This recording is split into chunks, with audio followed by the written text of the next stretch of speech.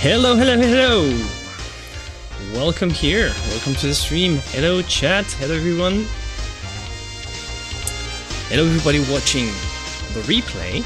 Hope you're having a wonderful day. Today is going to be Hand Day number 2.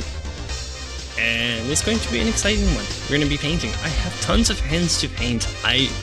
Last time I did the drawing session, so I think I painted, I planned way too many for a single stream. We'll see how it goes, because I'm usually kind of slow in a stream, so I hope I can keep it up.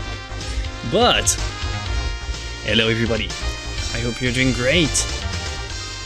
And we have not one, not two, but 3 art news to review today. So without further ado, let's start this review. And the first one is a fun one, so I'm pretty sure you're gonna like it. Alright. Look at this. So, PewDiePie. I'm sure you know PewDiePie. If you don't know PewDiePie, maybe you've never watched a video, but you know that he was for such a long time the most subscribed YouTuber, like the biggest YouTuber on this entire platform. And maybe he's coming back from retirement to become a YouTube artist. Look at that. I drew every day for 100 days. PewDiePie. Well, it's been a while since it's done this, like, bro fist in PewDiePie. He's pretty much a retired YouTuber, living in Japan, enjoying family life right now, so... but he has, like, some free time. He's retired, he doesn't care anymore, and he decided to dedicate some time to drawing, self-improvement. He does a lot of really cool stuff, like self-improvement, like he has had the millions from YouTube back in the days, like the golden age of YouTube, and now he's kind of chilling and he has some time to draw. And this is pretty cool. So he did this. We're not gonna review the entire thing, but this is just a video. This is an art news. Actually, I didn't put the intro. Let me put the intro for PewDiePie. Where is the intro?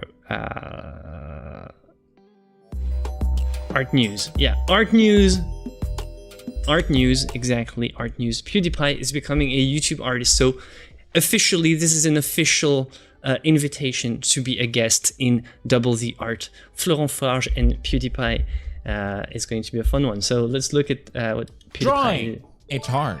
Here's a picture I drew when I was 7 years old. It's me and my dad showering. What's the problem? I know what you're thinking. Endless potential in this young artist. The truth is, I always liked drawing. I just never practiced it. So in my last video, I decided to try and practice drawing every day for 30 days. And I realized this is amazing. I'm having so much fun. And I could compare the result when I started to after 30 days, and it was a big difference. So it really made me motivated to keep going, and especially with everyone in the comments being so supportive. Therefore, I continued, and we're at day 100. Nice. So let's continue, and this is the official invite. So let's I'm not gonna, like, you go watch the video yourself if you're interested. I think I was having a bad day. Oh my god, having bad days here. But that was kind of weird. I just needed the pose that I wanted to draw. It's cool. Like, he improved quite a lot. So he's mostly into anime style. I don't want to be an anime girl. Did I just improve need a reference a lot. Oh yeah, this one in the middle is Marzia. I drew it super quick. I asked her to pose for me. And let's see the end. Let's check the end for the best results. And also just to be able to incorporate color. I hope in a year I can develop my own style. Your camera sucks, Pewd. Felix, your camera, your setup, not the best, but hey, who am I to judge? But no, I do have, I think, a decent setup, but whatever. Like, capturing footage on actual paper, especially white paper like that, it's super tricky because the paper is so bright for the camera, and the lighting, and especially when you do graphite, the worst thing to capture on a camera is graphite on a white paper, because the graphite is so thin and light, and the paper is so white and bright, so it burns the sensor, and the camera doesn't pick up all the nuances that you are supposed to be watching, yeah, it's a nightmare, but whatever. Okay, so PewDiePie is becoming a YouTube artist, so he's officially invited to become a guest on our channel, and that's it. So I hope PewDiePie continues and explores art. He seems to have like a nice, you know, a nice selection of gear and all, so that's pretty cool. I like that. I like that. Like the motivation, and he has a very positive like spirit about that. Really cool, and yeah, hope he continues and have fun with it.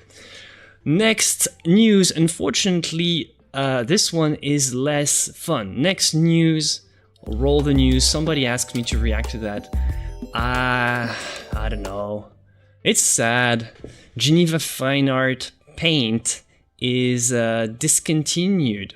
So Mark Carter from Draw Mix Paint, YouTube artist, legend, businessman, but mostly artist, apparently not the best manager, as he said here in this video, has to be discontinuing his Geneva Fine Art paints. Never got to try those paints, so but apparently he's trying to sell the business. So if you're an investor, if you want to invest in paint material, well, apparently the business is like you can invest if you want to take over the business, Geneva Fine Art.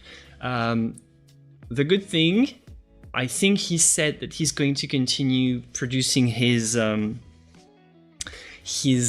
easels, and also a good thing, because he's so creative and like very smart, always has this crazy creative ideas for a setup. I've always admired his entire setup, super cool.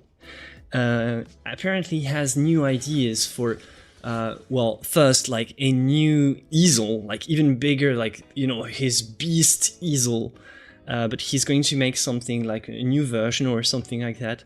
And also apparently a sort of he has this idea for a light setup, which is also kind of cool. Like a light, I don't know how it works. I mean, he always has these super creative ideas. I think he's good at that, like being the creative mind. Coming up with inventions. Apparently he said he's bad at managing, like, you know, had like issues. Well, this is a tricky business, sad business, but sad that it's so tough out there. But props to Mark for being such an entrepreneur and spreading art and making art like a more cool and creative thing. So all my best to Mark for the future. I'm sure he has like tons of new ideas. So yeah, this light that gets an even light from top to bottom on your entire canvas seems like such a crazy idea. I don't know how you get there, but I'm excited to see what it's all about. This is what he's talking about. I don't put all the sound because I don't want to talk over him, but you can read it. And well, all right.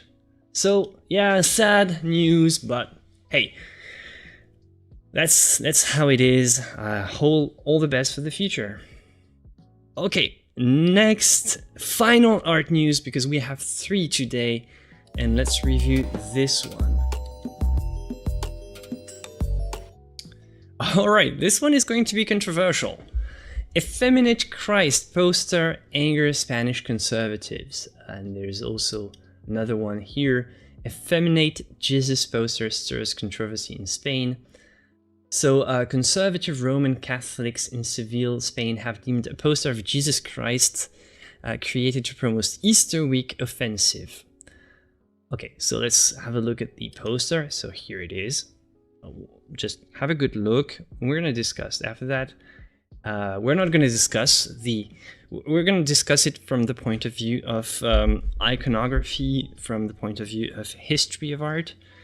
And we'll try to see, without like getting into the personal beliefs, I want to stay away from the personal beliefs and just have a look from what has been done before in the past and how come images like that can create controversy.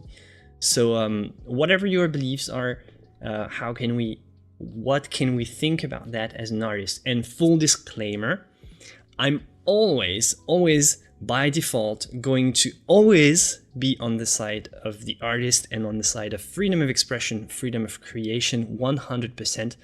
Always by default. If I don't know, I say, okay, let the artist do what they want. And after that, after I can sort of think about, okay, maybe there are some circumstances and we should be more careful, but by default, I never want to take away anything from freedom of expression and freedom of creation for anybody, even artists that do things that I hate. I'm all there to make sure that they can keep making their art for as long as they want, because that's what I would like others to do for me. So we'll see what this story is all about. The poster depicts Christ half nude with a beard and long hair. So far, pretty common. His lower half covered with a white cloth in front of a saturated red backdrop. It was designed by Seville-based artist Salustiano Garcia. I hope I'm pronouncing it right. Salustiano Garcia. Holy Week, which includes Good Friday and Easter Sunday, honors the death and the resurrection of Jesus. Seville is known for its huge festivities. Alright, so the Council of Brotherhoods and Guilds, which oversees Easter week events in Spanish City, claims the poster demonstrates the radiant side of Holy Week in the purest style of this prestigious painter. The leader of Spain's ruling Socialist Party and former mayor of Seville fought for the artwork, arguing that it combined both tradition and modernity. The Archbishop of Seville likewise defended the work as an act of artistic freedom. I do as well. Artistic freedom, definitely. This archbishop is a good man. Many, however, decried the purported sexuality of the poster. Okay, so this is the controversy. It's absolutely shameful and an aberration, wrote the conservative Catholic IPSC, adding that the portrayal was effeminate and camp. I don't know what camp means, but demanding a public apology from the artist, I guess homoerotic in a way. The leader of far-right Vox Party, Javier Navarro, added that the poster sought to provoke with little effort to encourage Holy Week participation. Okay, sought to provoke. It has been done. There has been some artworks in the past that have done exactly that, so specifically try to provoke religion, and fine. I mean, this is like blasphemy is not forbidden. I hope in Spain it's not, but I mean, I think in the West it should not. Like, blasphemy should be a thing. Like, you are allowed to be blasphemer. That should be a thing. Not sure about Spain, but I'm pretty sure it is allowed. And whatever. So it has been, there have been some provocations like that, and it should be freedom of art and expression and artistic freedom. So the only kind of circumstance is that in this case, it's a poster. So if it's just a provocative artwork, you can go see it or not. But if it's a poster, it's an advertisement, and you're subjected to it whether you want it or not. And in that case, a sort of a provocative and specifically an artwork that's been made to trigger a certain group, this wouldn't go with me. I'm all for artistic freedom, but if you turn it into an ad campaign and put this on posters, then it's a different thing. It's not just, I'm all for your artistic creation, but if it's intended as a poster that you put on every bus and subway, and also be provocative like that to trigger people by, like, in this case, it's not the same, because it should be submitted to the same rules as the rules of an ad campaign, because it's an ad campaign, it's communication. In this case, I don't think, and I'm gonna say I don't think it provokes, and I think it's been done in good faith by this artist. So I'm gonna take the side of the creator here. If it was deliberately provocative and made to be put in posters, I wouldn't defend the artist. I would defend the artist's right to create the picture, but not the publicist's right to put the picture on all the buses in the city. There is a nuance here. I hope you can catch the nuance. It's like a fine line, but yeah.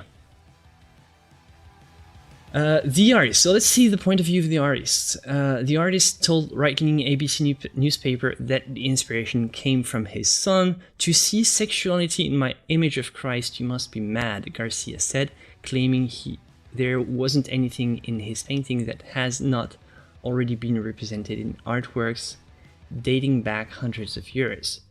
The poster's fate remains unclear. A petition has received more. Well, okay, so they're not happy, but it's a story as old as pictures of Christ, and it actually started with this one, The Risen Christ by Michelangelo. It was kind of a scandalous sculpture because look, and this is actually an example here. Christ the Redeemer by Michelangelo, unfinished during his lifetime, but originally full naked, full nude. And it's not like, there are some codes. Basically, Christ is mostly covered, draped. He is generally there. He's just wearing a little drapery like that for crucifixion. But this one was done by Michelangelo in his lifetime, and Michelangelo didn't put the little thing here. It was made by the church members of the church that didn't find the idea to be a good idea. I don't know. So there's been controversy on this statue ever since it was created. So a story as old as this, and in this case he's pretty buff, so that's not the problem. Pretty buff, and it's always been like that. Like people were there was controversy because Da Vinci was making all his characters more effeminate, and Michelangelo was doing the opposite. He was making most of his female characters look very masculine, very buff. So there's always been controversy, and artistic freedom has always been there. So this is Christ, and the only thing is, like, does it corresponds to codes? Like, should Jesus Christ be represented like that at the moment of resurrection? So of course, for, let's say, the Last Supper, you wouldn't represent him like that because that's not part of the context. He would be clothed. Should he be represented like that during resurrection? In the iconography, in the history of art, it has been done, and you have to understand, how was Christ, how covered was he within the codes of the history of art? How was he, how much clothes did he have when he was put into the tomb? Because that's how the story kind of starts. And in most of the paintings that we have, going back from the Renaissance, we have half naked Christ put into the tomb. So when he raises up from the tomb, of course he's going to be almost not covered at all, like just a single drapery, like that. Here's like more kind of noble way of wearing this, but you have also like that. So it's this drapery is flying, but he's pretty much naked underneath. So it's part of the code. It's been done like that for ages. This one is more buff. Like it's completely the opposite by Germain Pilon. This sculpture, very buff Christ, like almost like a WWE wrestler coming back from the grave, but still half naked. So, but not effeminate in this case, but still. And yeah, so nothing is really breaking any sort of codes that would make this painting shocking, except maybe the contrapposto. And yeah, sure, he's not super buff, but I think it was done in good faith. And I don't know, I like the picture. I like the picture. So yeah, I'm on the part of freedom of expression, so that's always my take.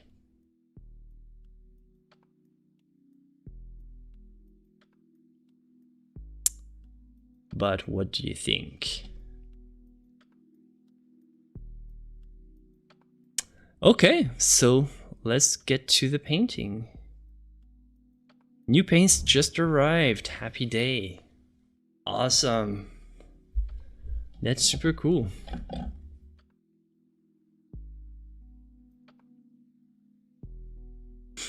Okay, so let me try to put this little palette here.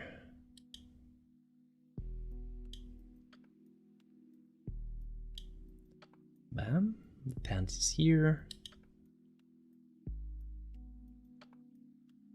I think if the outer legs weren't exposed, it would be less scandalous. I don't know. They're always looking for a way to just complain about stuff. That's how they live, I think. I think even the Archbishop was fine with it. I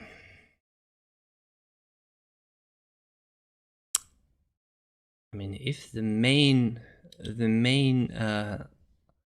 person from the clergy is fine with it, I don't know why these conservatives are complaining. And I could agree in some cases when it's been deliberately done to shock, but here I really think it's not the case. So I don't see the point. I don't see really the problem.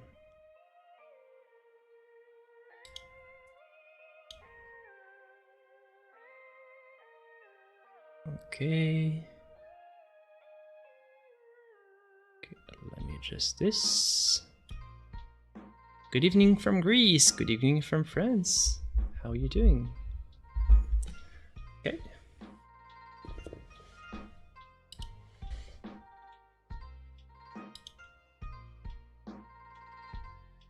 Okay. So, just a friendly reminder before we start to leave a like and subscribe and hit the bell, because it's important for this show to happen. And I don't know, I'm trying to catch my my stream here, but I have this glitch again, so I'm gonna try to do my best. But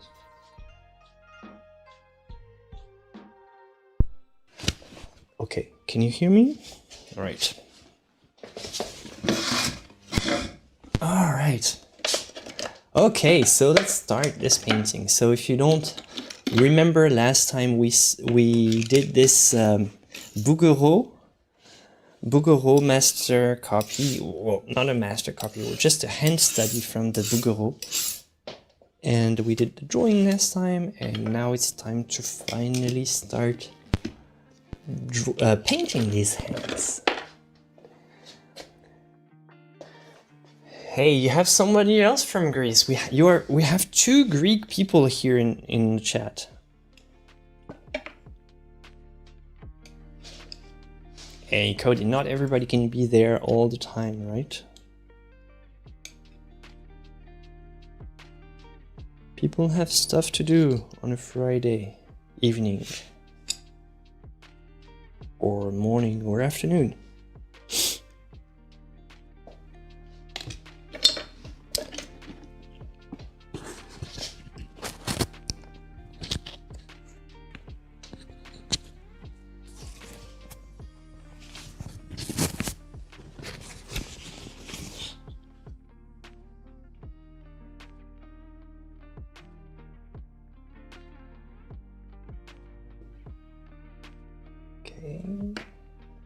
So we're gonna need what? A little bit of yellow. Don't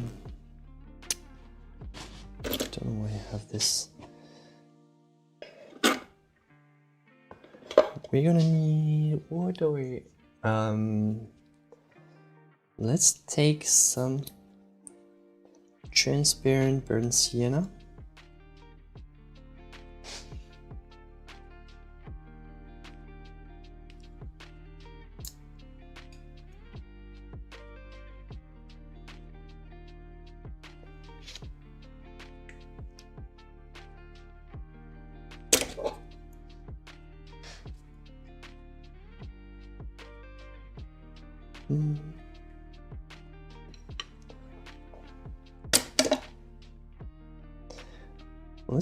Let's keep it simple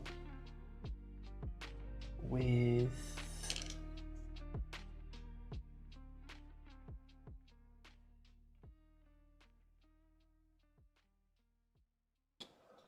ultramarine blue.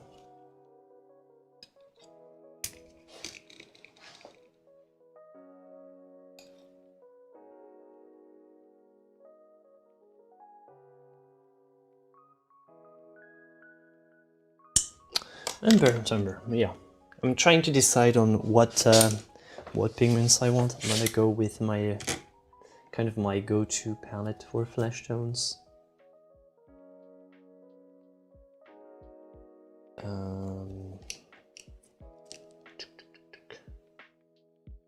Readjusting my palette camera here. So how is everybody doing? What's your plan for today, everybody? Painting hands? See, I'm not reviewing the Discord submissions already because, well, I'm gonna give you a little bit more time. But have you been drawing and painting hands, and how has it been for you? Let me know.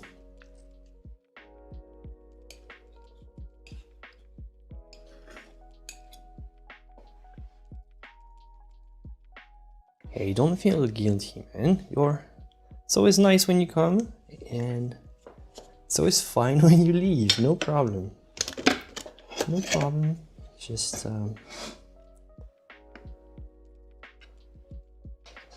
you know, sometimes what I recommend is just come here to say hi and enjoy the live experience, because indeed this is something different. And once you've done that, well, feel free to disconnect and watch later. And when you do your actual painting session, then come back, put the stream on, finish what you've missed, and then move on with your life and make your art while this is all in the background. And this is cool. This is what it's all about. The spirit of this is making art together. That's cool. That's cool.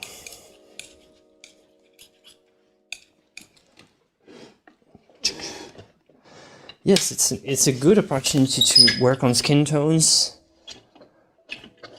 Indeed. It's a very nice way to work on skin tones, in my opinion.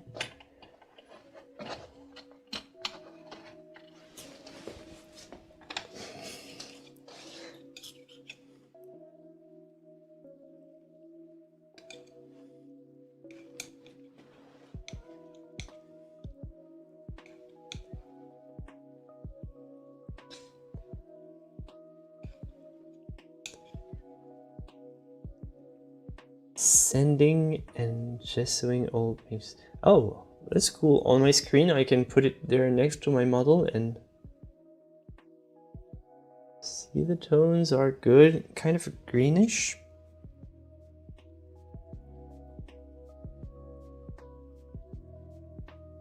Hello, Drusilla.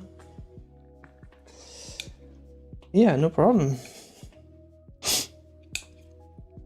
It's good to be live.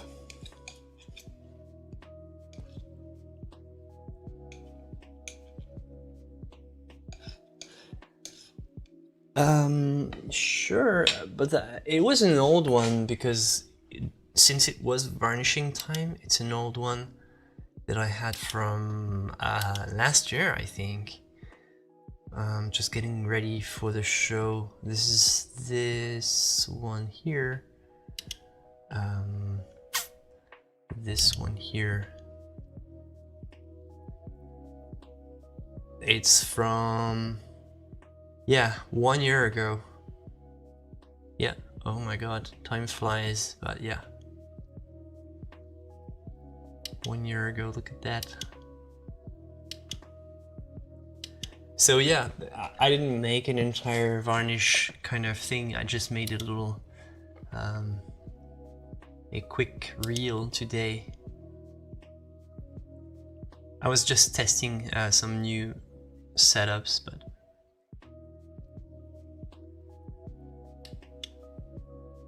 so yeah, that's it. Actually, I should put all the references here in the Discord. So wait a minute, I want to actually do it now while I'm there before I start. So this way, if you want to see and work on all the same references that I'm going to be working on, hopefully today, you can do as well. So let's see. I'll try to go in the Discord and put the paintings there.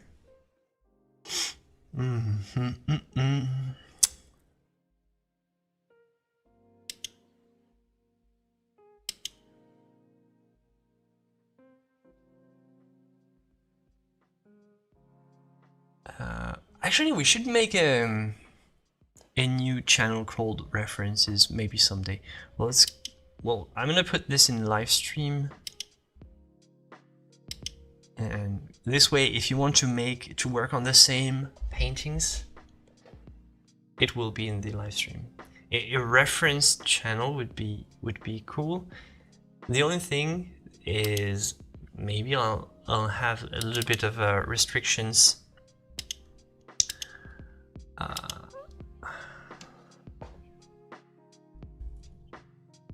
Maybe I'll put some restrictions because just to make sure people don't like, I don't want to allow people to post pictures they're not allowed to, or for which they don't have the copyrights. So I would need to mod it pretty much. I don't want to become Pinterest. Did I say that? I don't remember saying that, but I think you're making it up. I really don't remember saying that. I remember talking about the copyright issues, but here it is on the Discord, and the link for the Discord is in the chat. So this is all I'm gonna be making today. And actually an extra one, this one, it's out of my imagination. So yeah, actually now I'm gonna get rid of all the charcoal. Damn. This way it's not too disturbing for the paint. Yeah, and let's keep actually, I don't like the placement, so I'm gonna do something like that.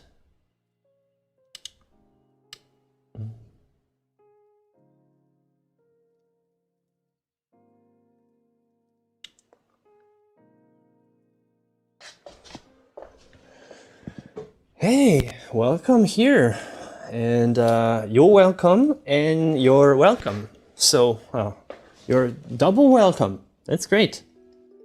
So, I'm glad you came. I'm glad you came.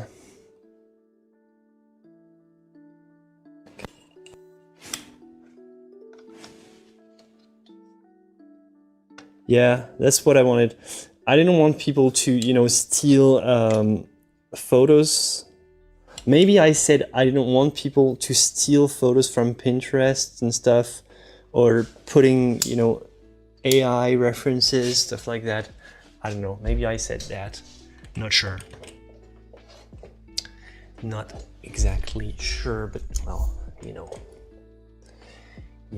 what am I sure about in this life? Not much. I think the reference is still, I don't know, I know I'm picky like that, but hey, being picky about images is my job, so what's better here, maybe? More elegant.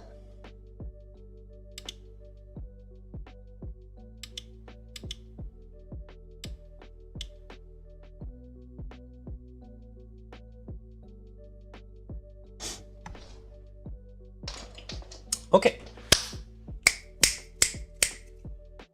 Perfect. Let's start this.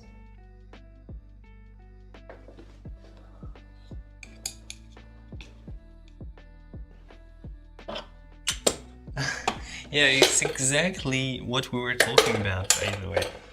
It can't be more exactly the subject we were talking about right now. We were talking about that, so.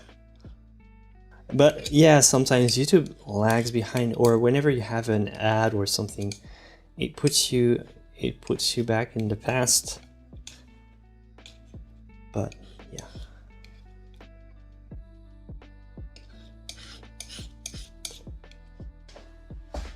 Let me just see that. I promise that I'm almost done with adjusting my stuff here. Promised.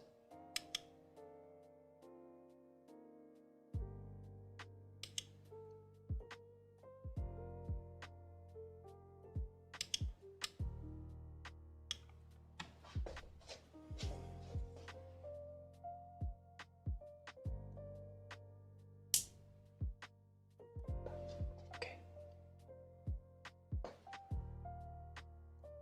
All right. So here we are.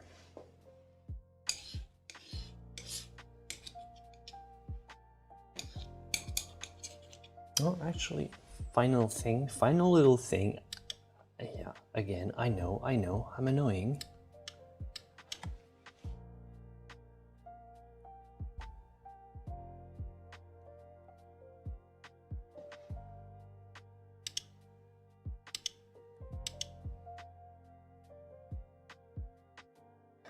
Technically, with old master paintings, most of them don't have copyright issues, because in most cases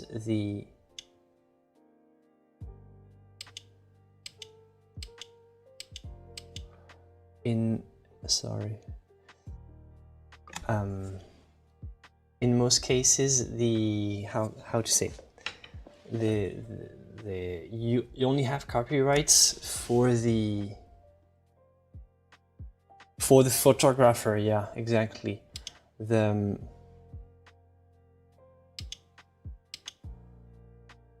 Basically the photographer might have copyright because they went into the museum to take the photo, and the photo might still be under copyright, because not everybody can take a good photo of a painting.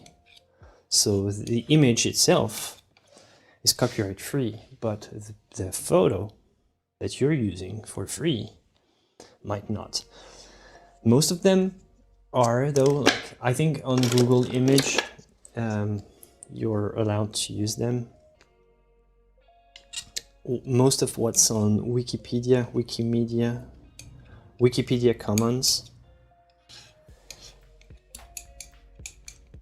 it might be allowed, but not all the time. It's always good to double check.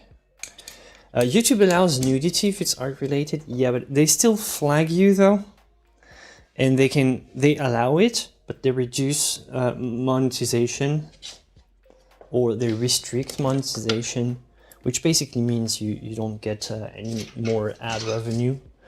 But they're not going to be, you know, striking your channel. But it might take some time to go through the entire screening process though, because by default they're going to just flag the video and restrict it.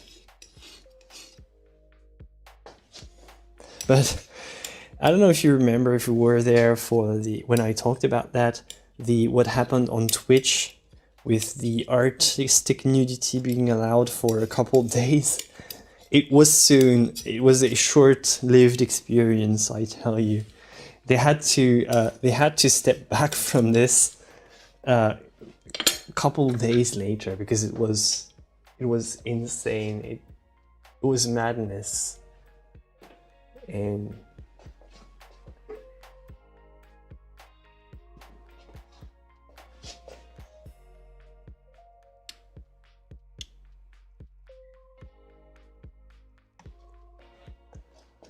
well, sure, but you might argue that the photographer had to invest, you know, in expensive gear to go there, go to the museum, their tripod.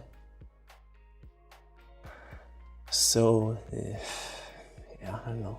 That's how it is. But most of them, they know that this kind of stuff, they give it away, sort of.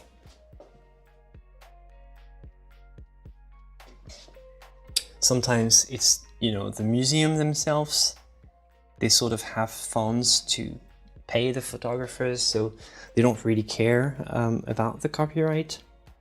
Some of them they do though, but like more and more museums are trying to make their reproductions copyright free, especially for education purpose, you know, because in the case of paintings like that, we have such a gold mine with the internet, and if museums start to restrict access, it means that like more less wealthy people who can't go to the city and pay their ticket to go see the paintings in. If you can't travel there and you're not allowed to watch and use a good quality reproduction of the painting, you're kind of restricting the art. So, and museums, they have kind of an educational sort of mindset to keep in mind. They are there to encourage the culture. But if you start restricting the images, you're not allowing, let's say, an amateur artist who wants to start painting to do exactly what I'm doing here, which is copy from a picture to learn. Like, sure, if you want to make a t-shirt out of a famous painting that's in a gallery, and you're using, let's say you take a painting that's in a famous gallery, you're putting it on a t-shirt, but you're making it let's say a mean joke or something, you know, nasty, kind of a provocation. Maybe they can have a right to say, well, no, you're not allowed to put this painting on your t-shirts and sell them because we have copyrights. But for just that, downloading the image and working from it, like what we're doing here, I don't think any museum would oppose to that. So I haven't double checked. I have to admit, I haven't double checked. Like, I'm using a picture. I don't know if I'm allowed. Just saying that for the sake of education, I'm willing to take the risk. Because right here, the copyright is not about. It's not about the. I want to learn. I want to create a learning experience.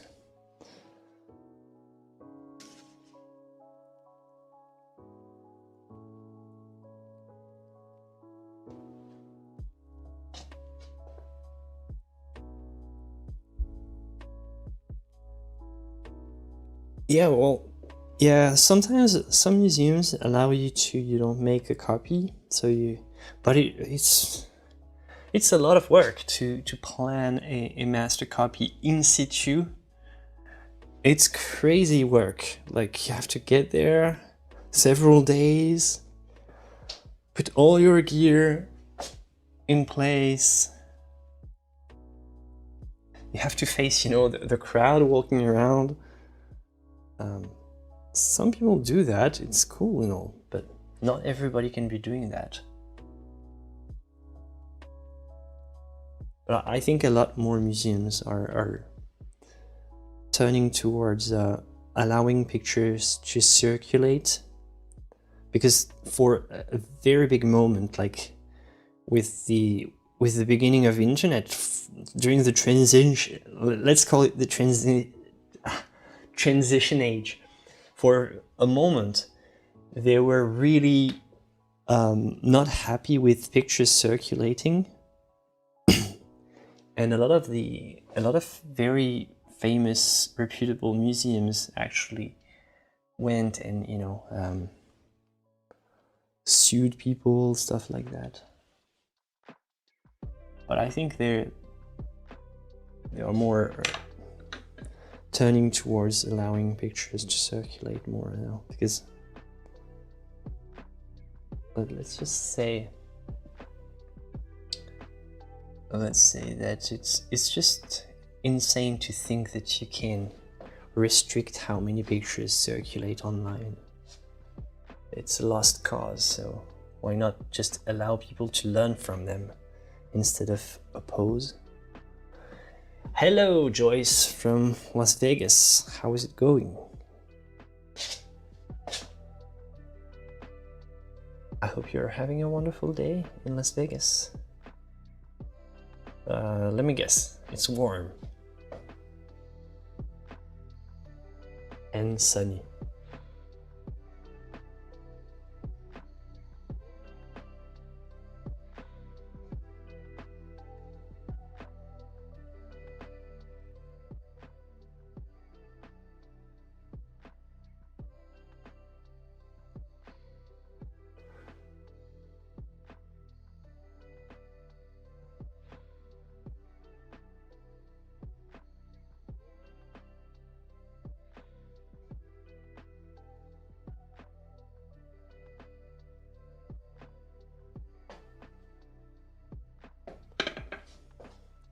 .3D reproductions? I don't know.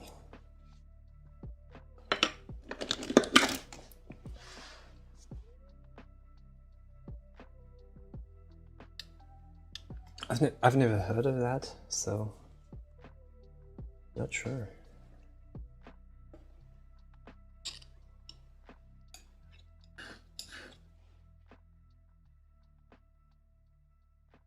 Yeah, why not? Well, I'm gonna try to finish this one, because so far I've done only one finger, and you know how slow I am, so don't get your hopes too high. You're still talking to Florent here. It's not Jackson Pollock. I'm not gonna do that in 10 minutes. Well, Jackson Pollock wouldn't do that. I was just trying to think about, like, you know, an artist who makes his work very an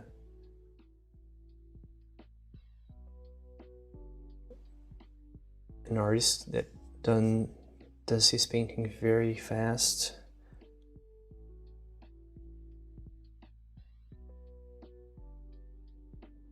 Oh yes, I know you mean after this one, I'm sure, but hey. Pressure. The pressure is just too high. Yeah, I barely put any medium, so it's super chunky. But I figured it might help. It will not speed it up, but it might help a quick blending. Might make blending easier and give a better effect for less, you know, less work. So I'm using it straight from the tube. I'm using some Michael Harding white, which is just gloriously opaque and thick, like naturally. And since it's mostly white here,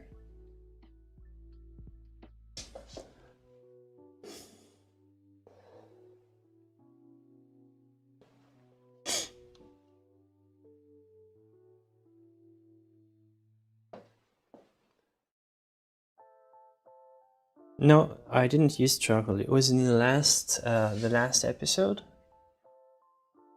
So it was charcoal, and then it was colored pencil to just somehow fixate the lines. Yes, I've seen this Picasso. I was not impressed. I see what you're thinking. He's like shirtless and kind of making a painting on a glass window. Is that it? Like I've never been impressed by this painting.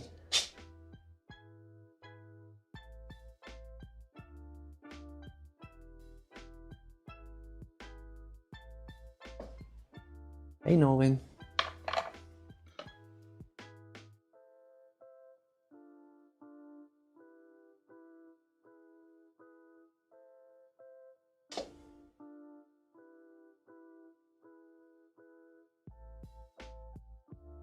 Yeah, not a Picasso fan, if you're asking.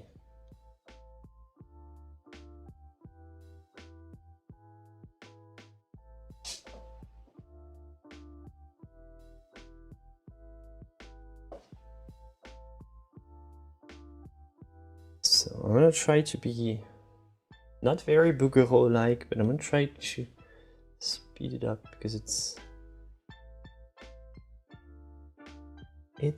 studies, so we should not be too worried.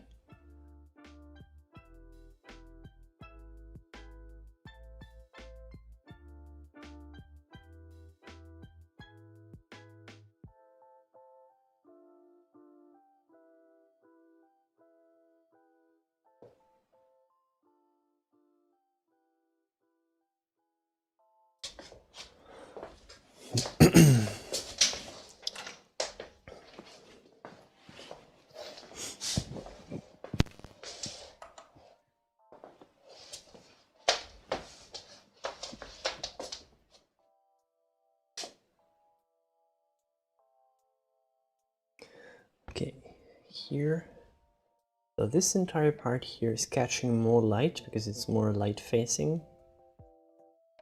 So chook here. The pinky actually starts there.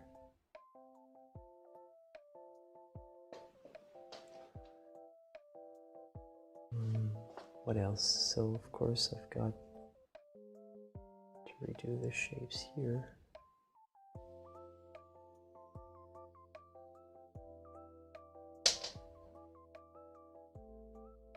Okay, and go over like that, and then I'm gonna try to take my second lightest value, try to start the gradation here.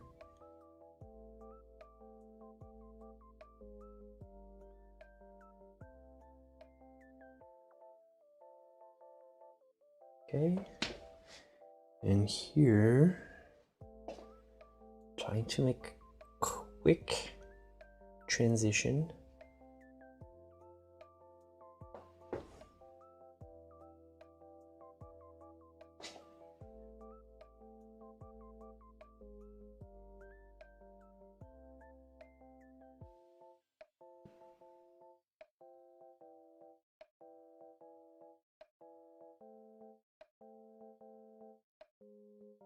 I hate how inaccurate paint can be. No, it can be pretty accurate, especially if you have to fill up the surface.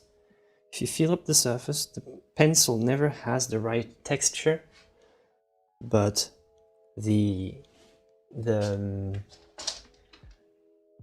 so let's say you want to do all the values, you have to be insanely precise to make it feel like an actual good texture. But paint, yeah, as you say, it's more like what we see, and for texture feeling, it's way more accurate, more precise than a drawing.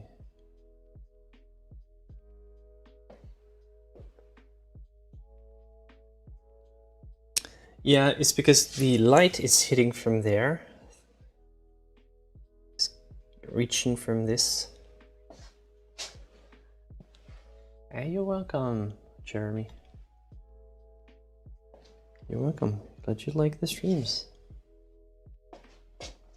So there's 71 of you and only 44 likes. So how come? This is a mystery of the YouTubes that we have to solve. Let's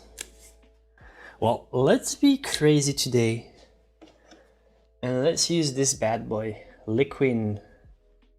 Almost never use. Had to take it back from my my storeroom, but and now you ask me, why do you never use Liquin, Florent? Well, I hope you were gonna ask me, or I'm out of a conversation here if you're not asking me. So, but hopefully you'll do. Why do you never ask? Why do you not use Liquin?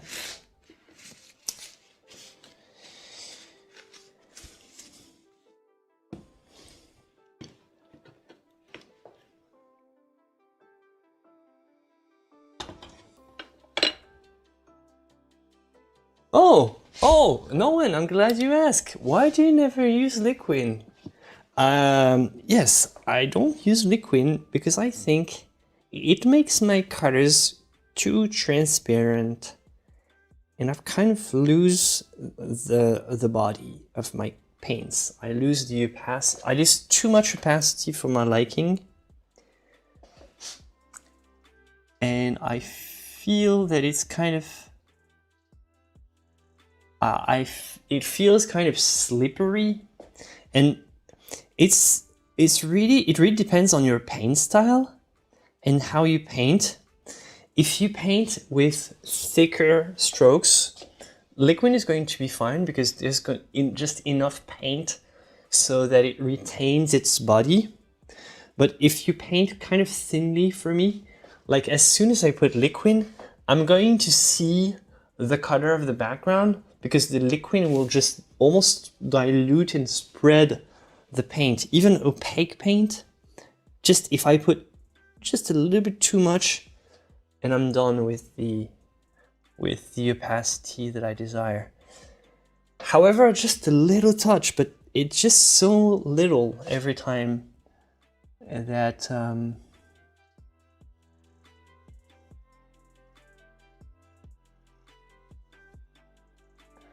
it makes the paint thinner. So if you're already a kind of artist who uses thick brushwork, you'll probably not have that big of a problem with it.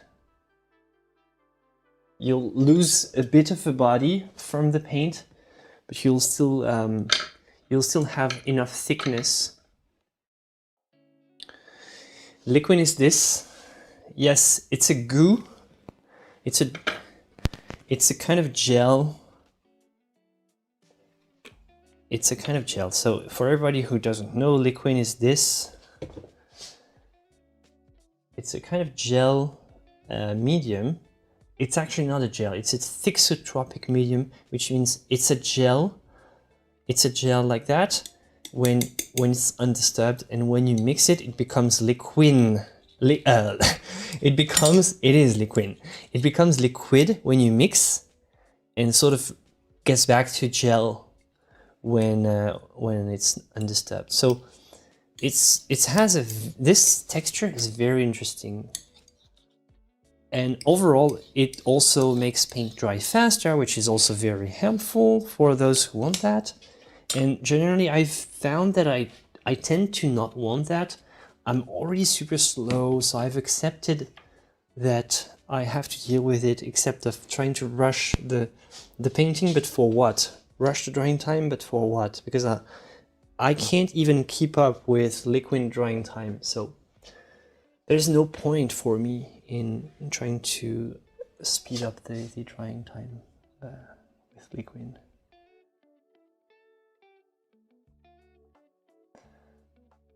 Yeah, and not even a gel. It's, as I said, it's thixotropic. It's impossible to describe if you haven't experienced it. But I think some other products are thixotropic. In hardware stores, some paint removers, some paint thinners are sometimes sold in a thixotropic package, kind of like you have your normal paint thinner and you have the thixotropic one, which means that it can have a better action for longer because it will stay in place.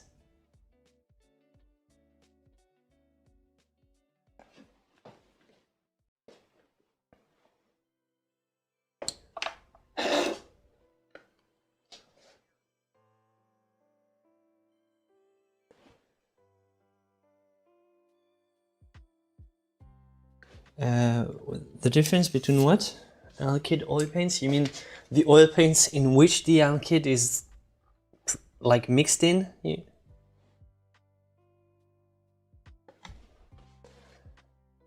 There is no difference, Aurelia. So it's like the paint has already some medium in it, but that's, other than that, I think it's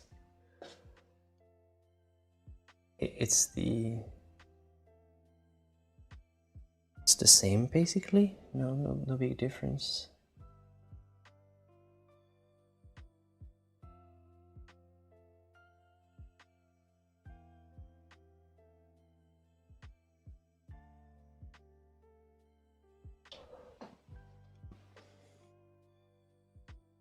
So here I'm kind of exaggerating this shadow side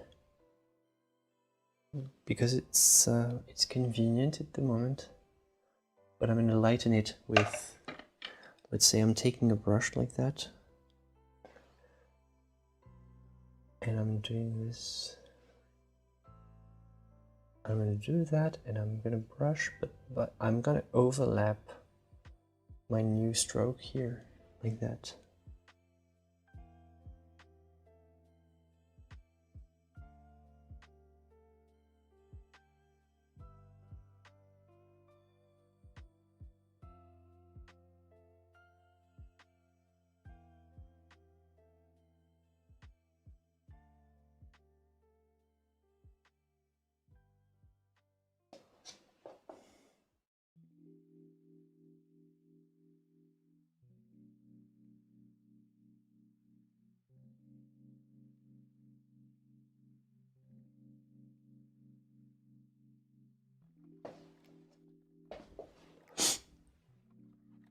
See, but the fact that I'm using very little liquid, very little medium means that the paint is thick enough so that I can blend directly on the canvas. So for example, here, if this is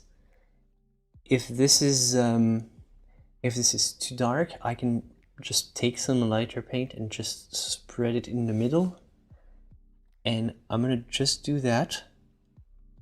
And I'm gonna brush it off to sort of mix directly on the canvas. So this is canvas mixing.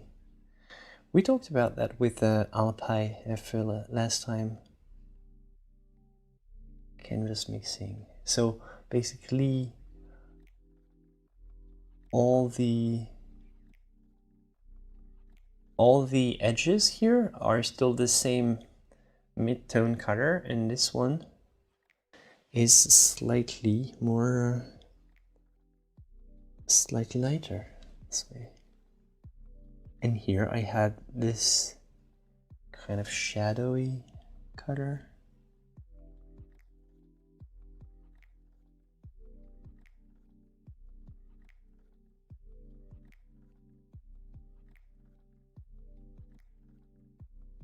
Still gonna try to do kind of a Bouguereau hand. So I'm gonna spend some time just trying to get it right and polishing it nicely. Making it feel realistic a bit.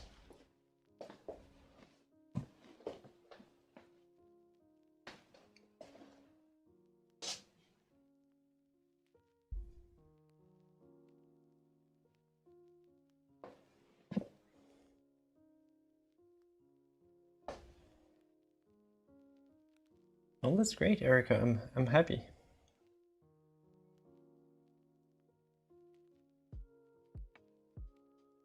I'm happy it's useful.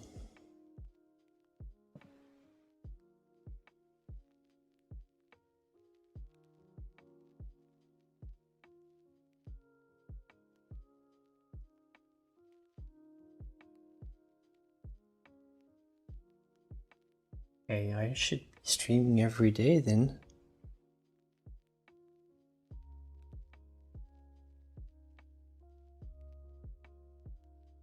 I think ultimately I'll end up not necessarily streaming every day, but I'll end up producing a lot of content that's very laid back like that. So I have, like, you know, highly produced videos which will come less often, but I think I'm gonna take more, you know, I'm gonna use more and more of my, like, what I normally consider off time, but I produce, you know, very chill content that's, you know, not polished at all, like what we're doing here.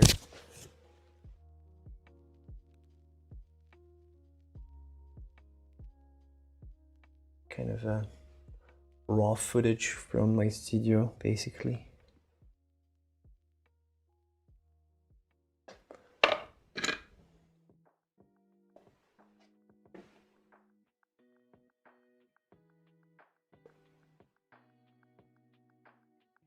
Oh yeah, the little bean.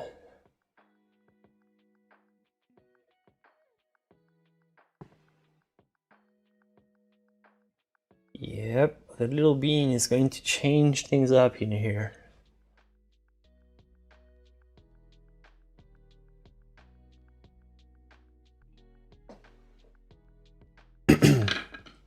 Oh my god. Yep. I'm still down with the idea of not sleeping at night and having sort of a schedule that will allow me to just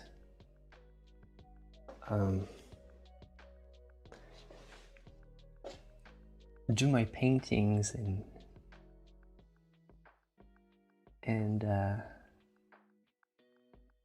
just go watch the kid when he's crying at night, and as soon as he's not crying anymore, go back to painting with the baby monitor.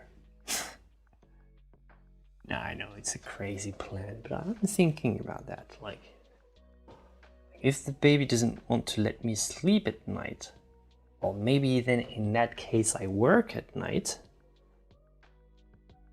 and when the baby's with the nanny during the day, I'll just sleep during the day. Hey. Except that when the baby's crying, you can't really do much, so.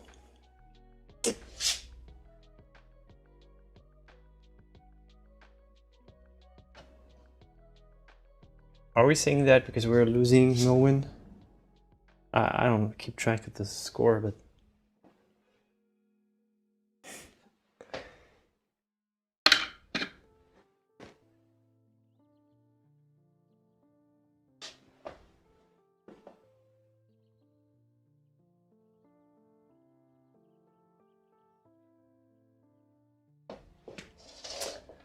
yeah, probably.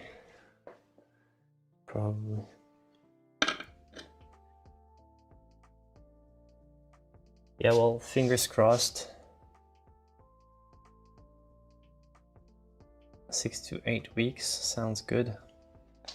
Because my first son, didn't sleep before a couple months.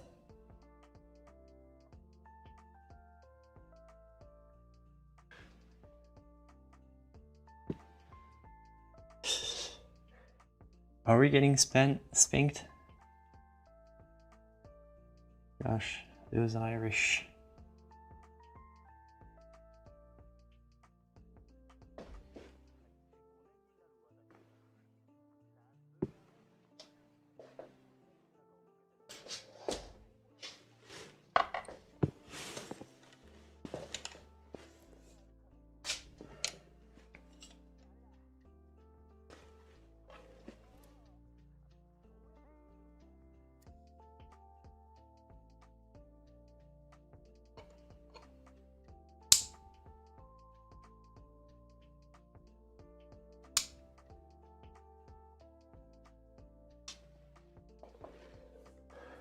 How many brushes right now?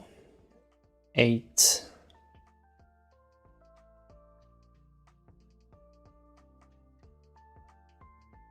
But it really depends on what what kind of work I'm doing. Yeah, I also wish myself an easy baby. We'll see. I mean, now we know it's all about just being patient, and after that it's all about remembering the good old days. Hey, remember when he was so little? Man, time flies. That's how life goes. It's like you're losing your mind during this sleepless night, and then all of a sudden your baby is 4 and you haven't realized how fast it went. Command, switching to palette for 10 seconds. Oh, hey Steven, it's been a while. Steven is our Back to easel. bot, dear friend of us.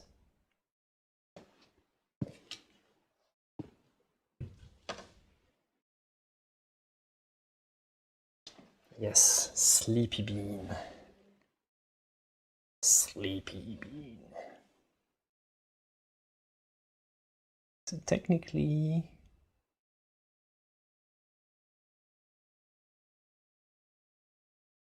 with this setup, my face shouldn't be in the way.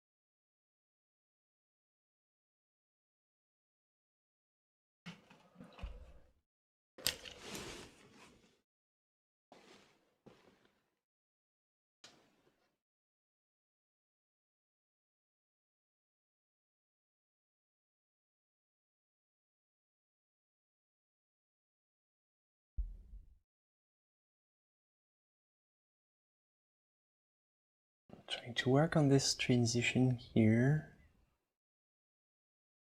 And man, this Bouguereau guy,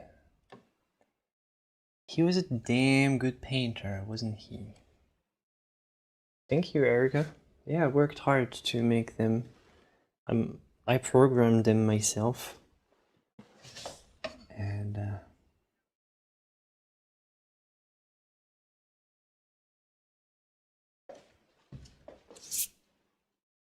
have you seen The Supper at Emmaus by Matthias Tom? Grenoble is the version, so stunning.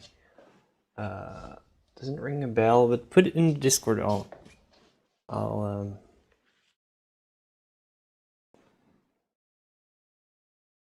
oh no. I know what this is all about. I think it's deactivated, but let me check. Yeah, try again.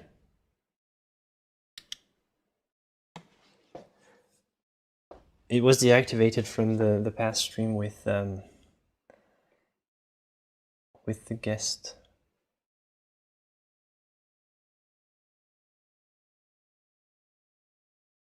It's a mod only command.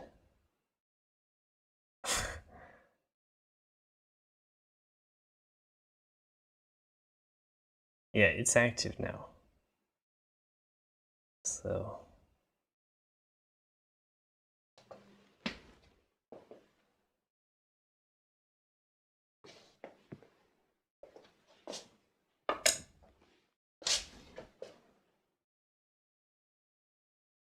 why is it so slow today?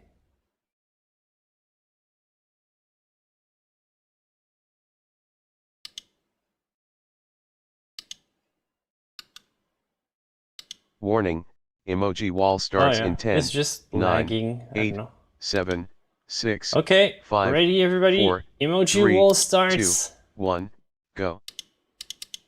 Emoji Thank you, wall MK, unlocked. for the tier 1, This by is the chaos. way. Seriously, we need to break YouTube with emojis. We have 1 minute. So this is Let's emoji go wall. chat. We For can do everybody it. who doesn't know, this is our little thing. Let's go chat. Quick, spam emojis. We need to fill the screen. No time to waste. I'm serious. We have to spam emojis in chat now before the timer runs that's out. nice covering. I like Hurry it. up. I like it. Quick, let's go chat. I like how it pops out. We have to spam emojis in chat now before the timer runs out. No time to waste. I'm serious. Hurry up. Quick, let's go chat. Let's go chat. Let's go chat. Let's Oh go my God. chat.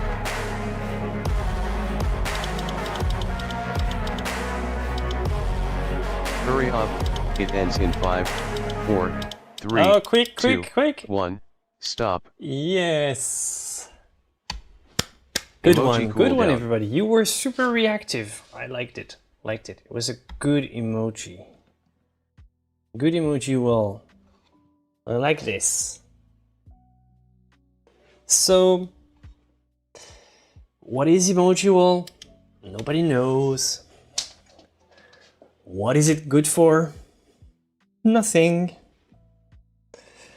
Why do we do it? Nobody knows. Does it achieve any type of purpose? Not really. It's just our thing. I don't know. It's emoji wall. It's just our silly little thing.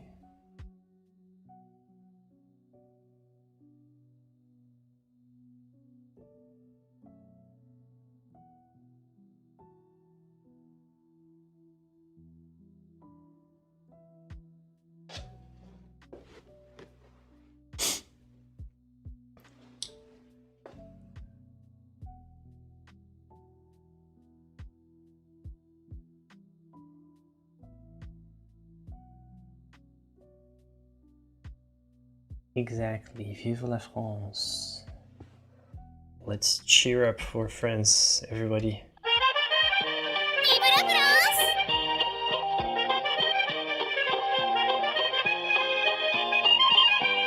Go France! Let's win this thing. Let's go. Let's go, France. What is it about? What is that? The Six Nations already?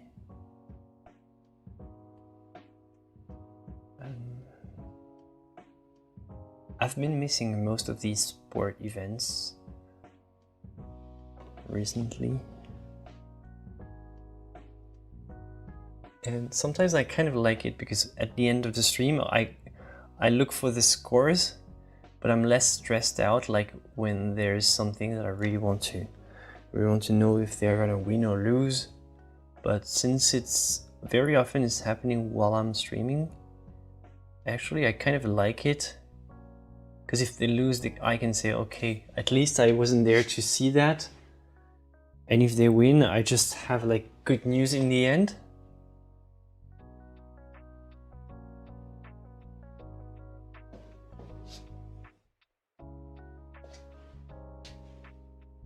No, I work mostly with oil.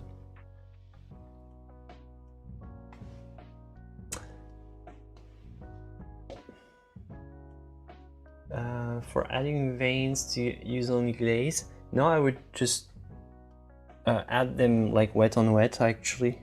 I think it will work much better. Because the glaze would feel a little bit too obvious.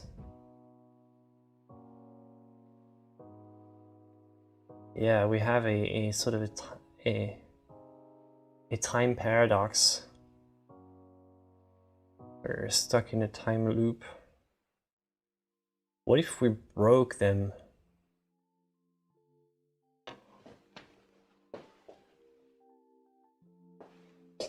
What if we didn't just break YouTube, but we broke them as well?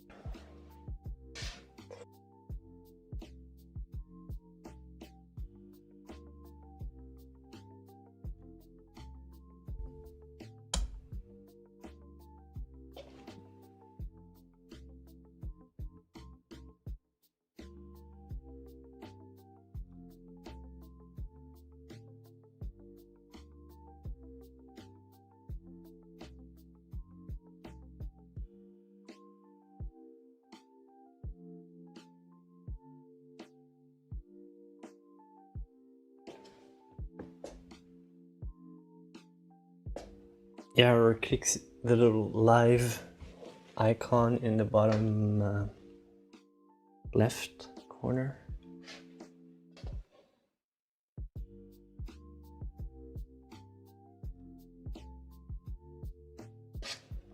Right on.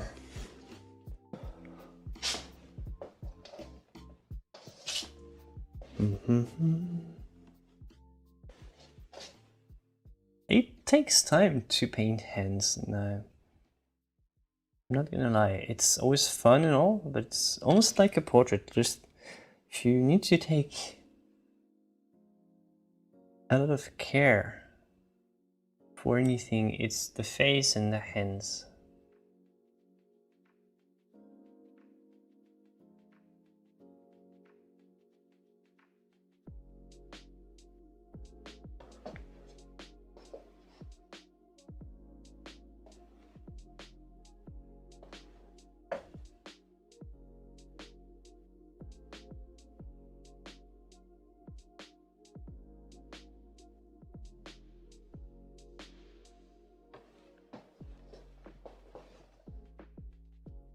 Maybe you're watching from a hacked YouTube account. That's why it doesn't say live. I like how Bouguereau does that. It's actually, let me zoom in even closer. I like how Bouguereau does that, and this is cool with this little long neck. Now I can do that. That's pretty cool.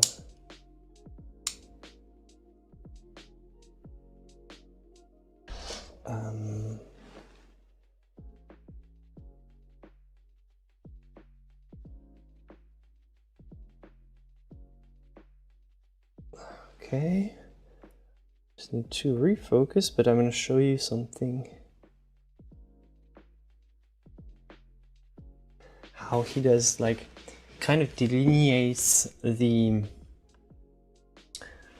nails and stuff with chroma. So what he does is this, kind of creates a little bit of line of a chromatic line, a red line, so sort of.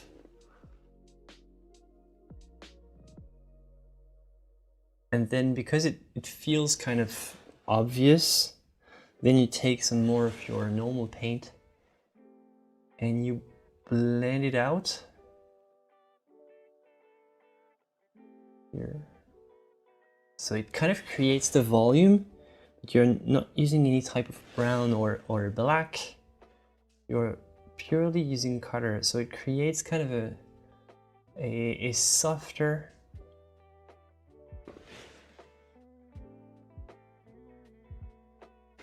sort of a softer edge in a way. So you put the red directly in and then you blend it in. I'm not doing it as well as him, but also put some transparent iron oxide, why not? And now with a little bit of a little touch of this white here,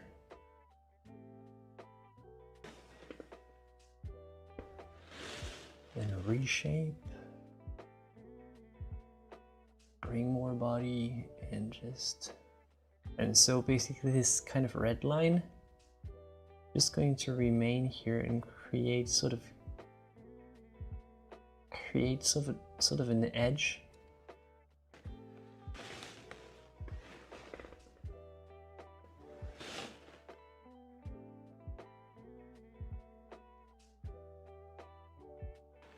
I really like this technique because it's a nice way to do sharp edges without making them too sharp or dark.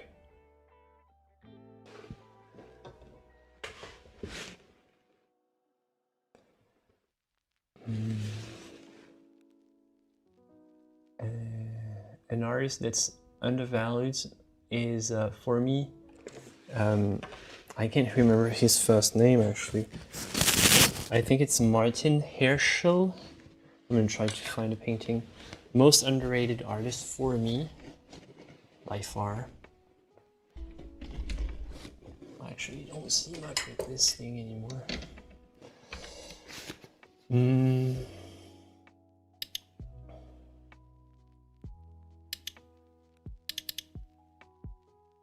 Maybe I have the painting here. Adolf Iremi. I thought Herschel. So very underrated artist, but I don't think he made a lot of these. Adolf Iremi Herschel. I think a Hungarian artist. Crazy painting, I love it. Love this one. I think he also did this one.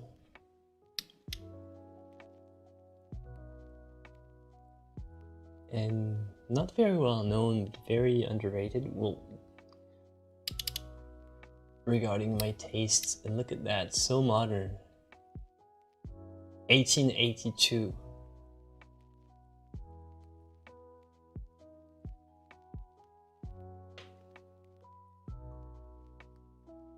Crazy modern. Insanely modern.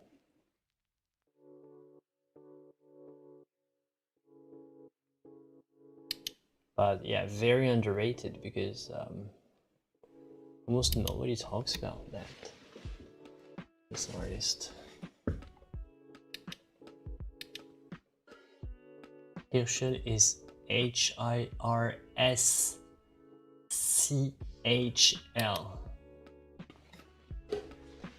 If you're wondering. So here I'm going to continue this technique of tracing the edges here. I'm going to do this for this one as well. Just a little bit red line here, and I'm going to separate the shapes, create the wrinkles like Bouguereau did, but with a color instead of creating the edge separation with some type of brown.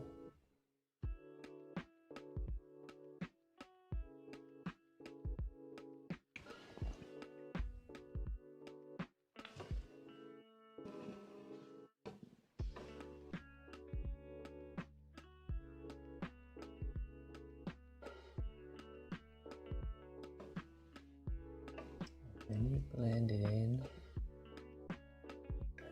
If you want to follow Bouguereau's style, that's what you have to do. Just blend everything in. Be patient. Don't leave a trace unattended.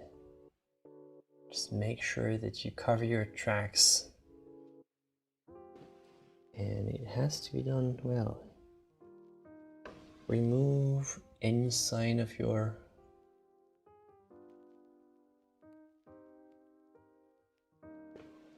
remove any trace of your brush.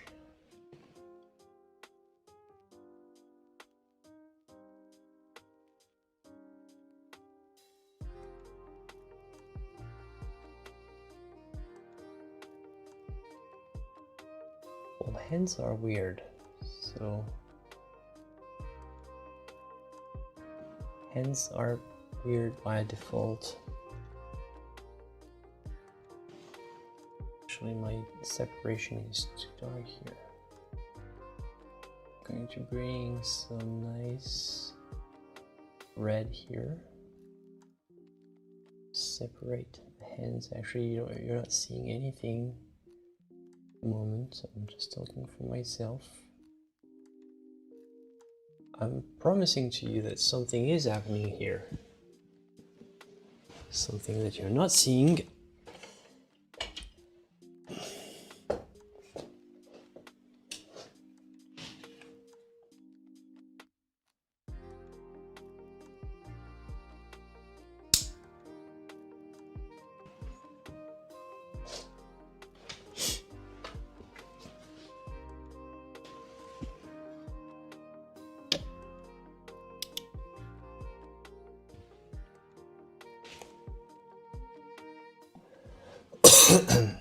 Okay, now I'm gonna try to, yeah, see, it's very delicate. My separation here is way too dull.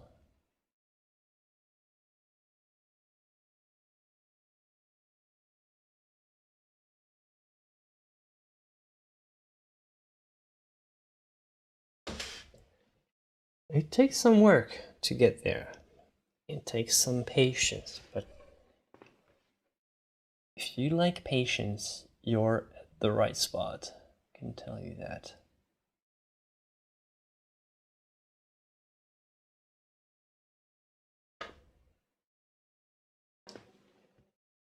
Because here's a channel for patience. This could be called, the name of the show could be called Patience. Patience, episode 1.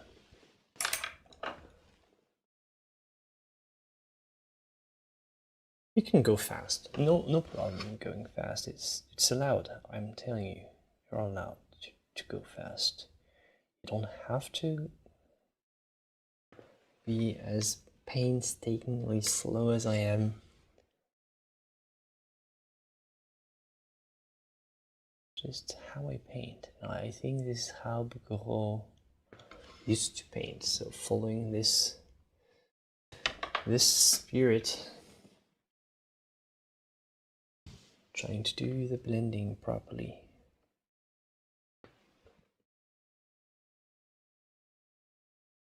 One at a time, one at a time, one brush stroke at a time, one color at a time.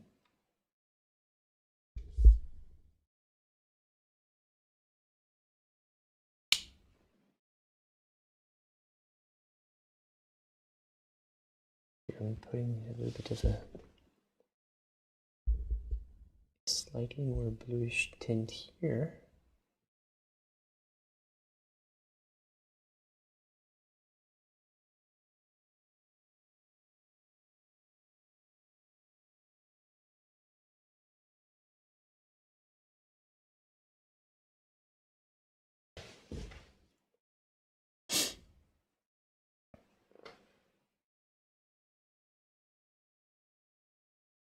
I agree. I don't know if he's underrated.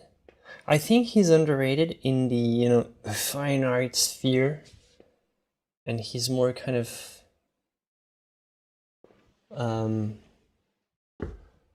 considered a just, you know, quote unquote, just an illustrator, kind of less relevant artist. He's well known, but he's less, you know, well considered, maybe.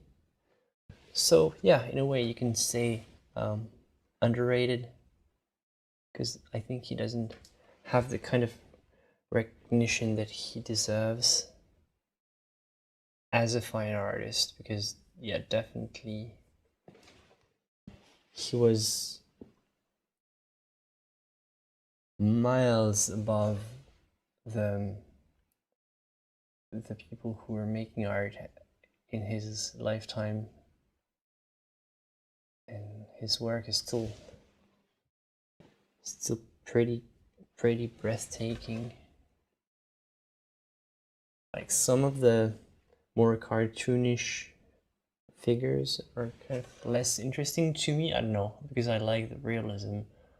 Some of his colors, some of his compositions are just insanely good.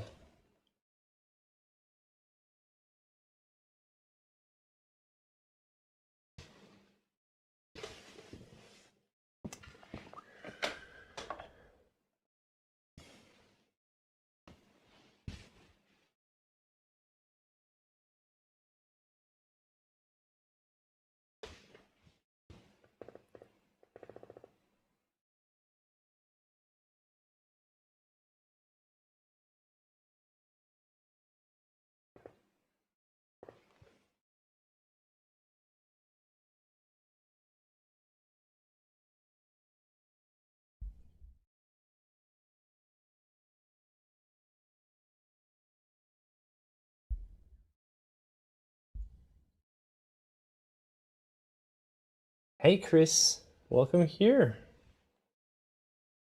Welcome to the stream.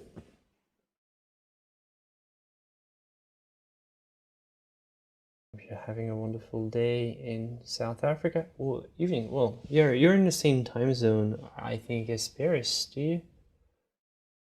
I assume you must be. So, good evening. And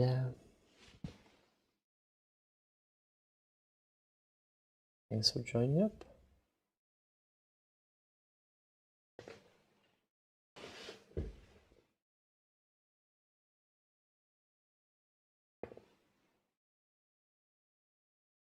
How about this finger though? Do you see what I was talking about? How delicate it looks?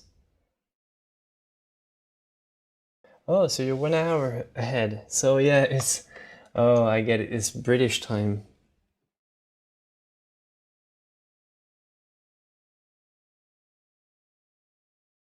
Oh, no, it's not British time. British are... In England, they're... No. Oh, I'm so confused. But, well, okay, whatever. Well, good night then. And yeah, thanks. Thanks for being here. Late night painting sessions. Late night for me as well. It's late night painting for me as well, because it's usually more relaxed to paint in the evening like that. Kid is in bed.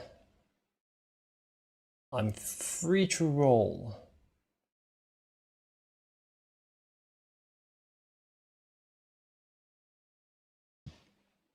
Yeah, I think we're GMC +1. Okay, I didn't know. I thought we were pretty much in alignment, but my geography might not be the most accurate.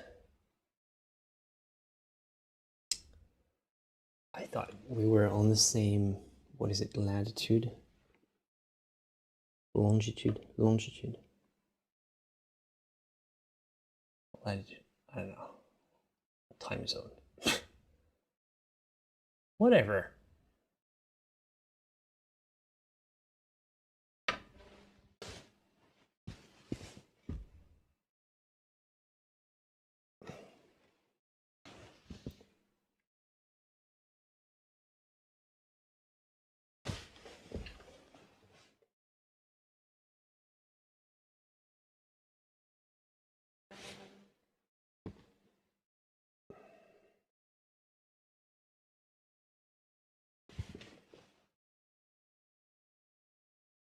I'm not kicking you out, Socrates. You're welcome to hang out and do nothing. No worries. Always welcome.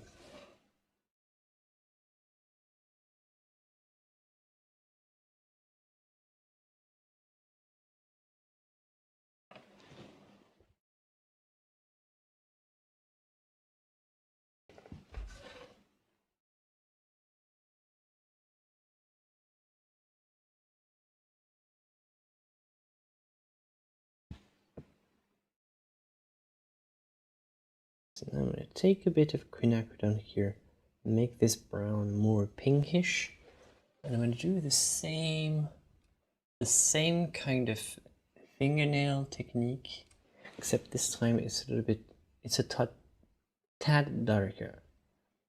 Just barely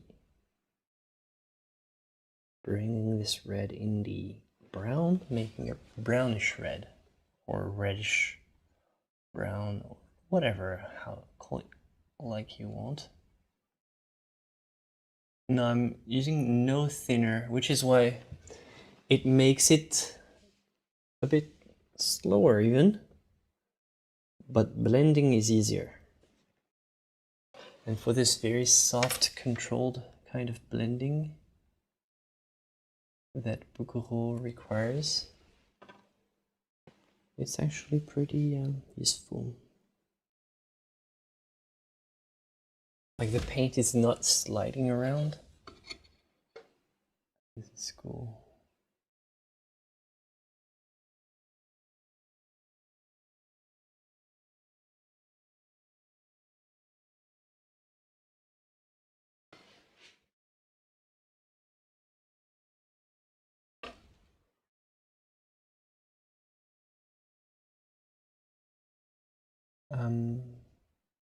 How to keep high cutters with the magenta?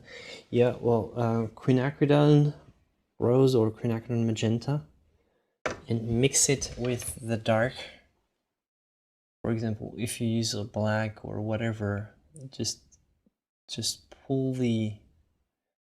mix the magenta with your black.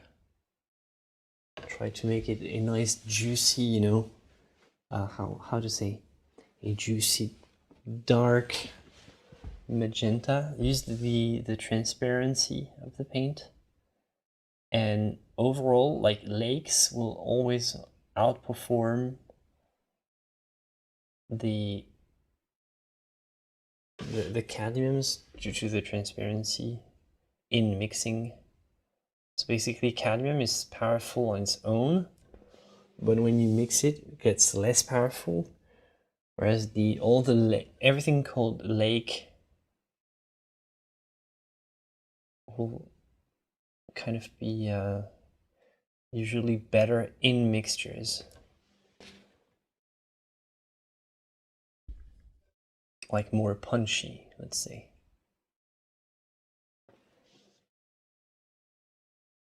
Whereas a cadmium will have a tendency to be more mineral and less powerful. So you want to complement. Whenever the cadmium lacks the punch that you want, you bring the quinacridone or the lake pigment, so like the organic red, brown, the magenta that you have, like, it can be alizarin, it can be quinacridone rose, whatever. And like I'm doing here, just push it in. Yeah, Scarlet Lake will work, yeah.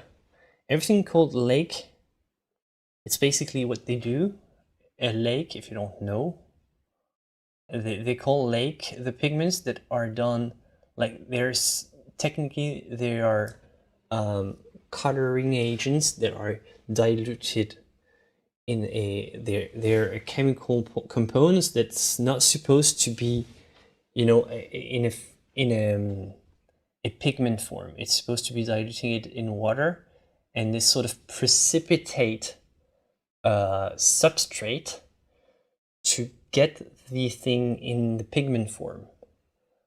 So it's way more concentrated because it's a color that's produced chemically with organic chemistry, and then it's made into a pigment, which is why it's always very transparent, is because it's something that's originally it was floating in water and they precipitate it to form a pigment that's a solid pigment. Whereas a cadmium is they take some minerals, they crush it, and you get a color. Or I don't know, maybe they do, like, maybe it's more complicated than that for cadmium. They might process it in some way to give it the right hue and all, but basically that's, so all the lakes are generally all transparent and generally very strong. Doesn't mean that because they are very transparent, which also means it's also a weakness in a way. Like in some circumstances, the cadmium will always be stronger because it's opaque and it holds itself up. Whereas the lakes, they all kind of need other colors to exist. I don't know if you get the drift here, but maybe I'm not clear, but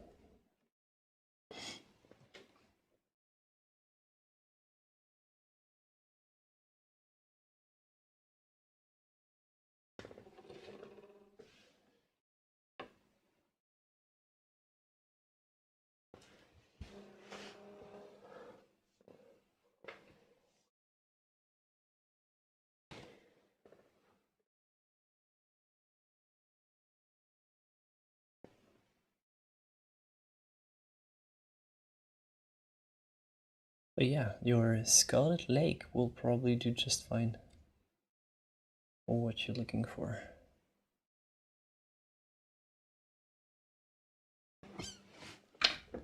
Okay, now let's finish the last fingers.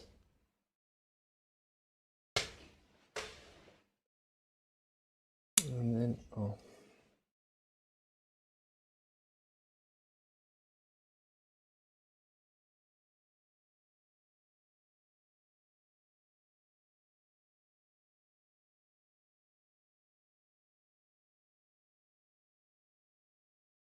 Yeah, exactly. Exactly. They don't all have great tinting power, but usually they do, yeah.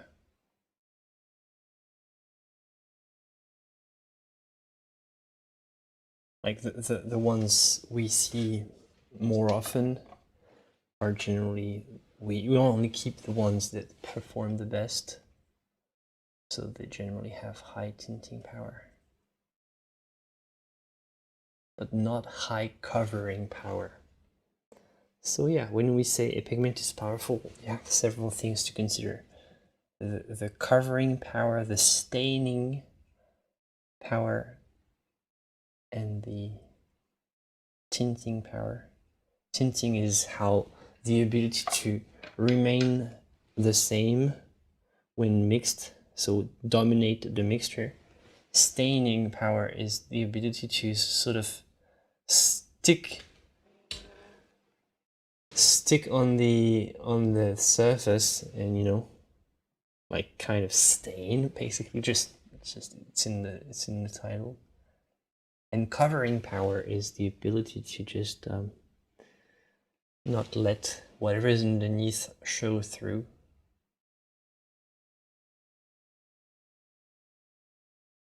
Yep, color is complex, and that's why you don't have like a magic go-to palette that works all the time and does everything.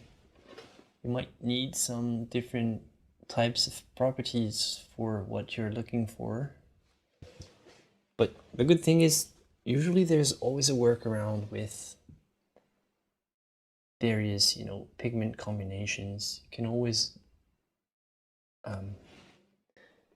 find the mix that you're trying to make. You can always find a way to make it happen somehow, even though you don't necessarily have all the right pigments and all.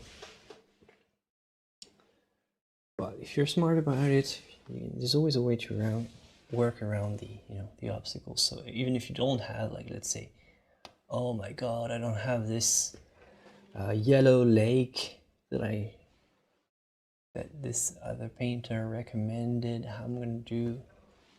Well, there's usually a way to get to the same point, not necessarily exactly, but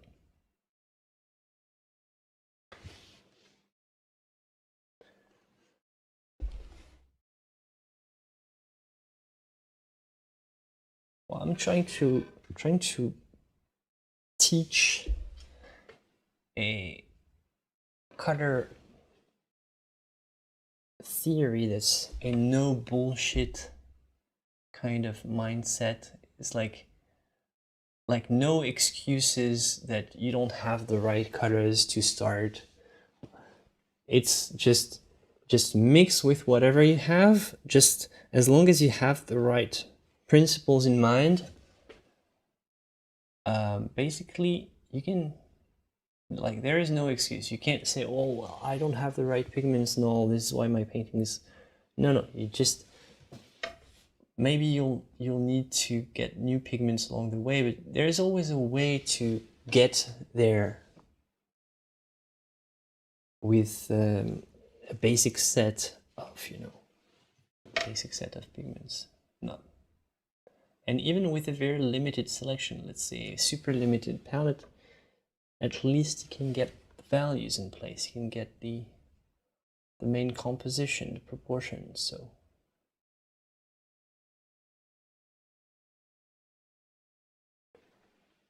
some people have a tendency to be kind of gear focused.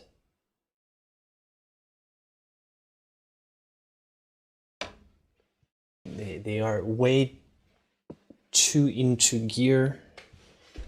So what type of pigments they have, and they want to collect all the gear before they actually give it a serious go. And usually those are the people who stop the earliest. It's just try, go out there and paint and see how it happens. And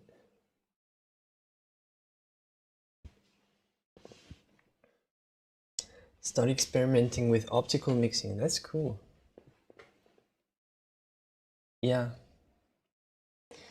that's cool. Optical mixing is cool. I like it. I personally have never managed to make it work outside of glazing, scumbling, which can be called optical mixing in a way.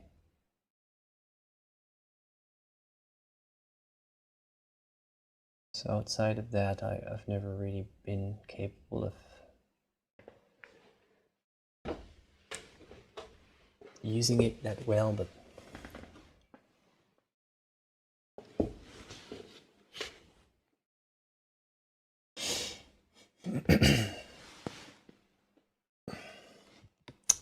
man, we're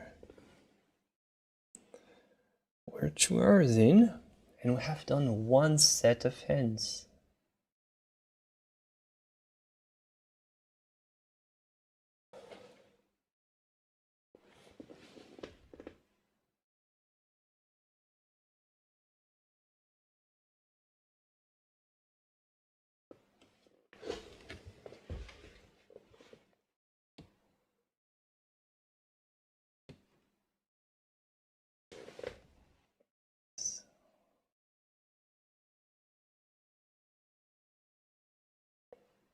So here I'm trying to go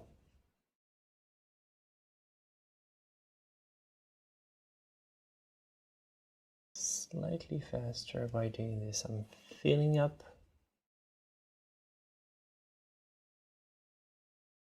looks like a 24-hour stream. Yeah, why not? I know why not.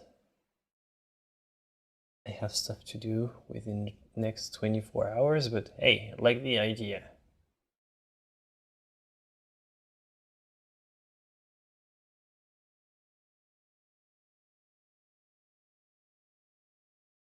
I'm gonna fill up this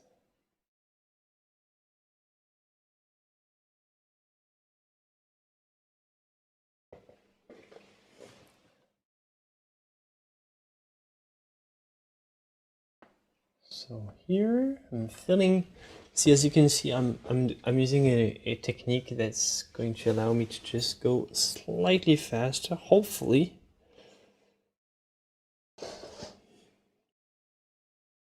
So I'm feeling most of the area first, and then I'll come back with paint and then I'll just reshape. So basically I'm doing like flat area here, flat area here, flat here, flat here, flat here. And when this is all done, I'm going to come back and do the edges and retouch, bring a sense of volume. So flat here. And next we have very light skin on the forearm here. So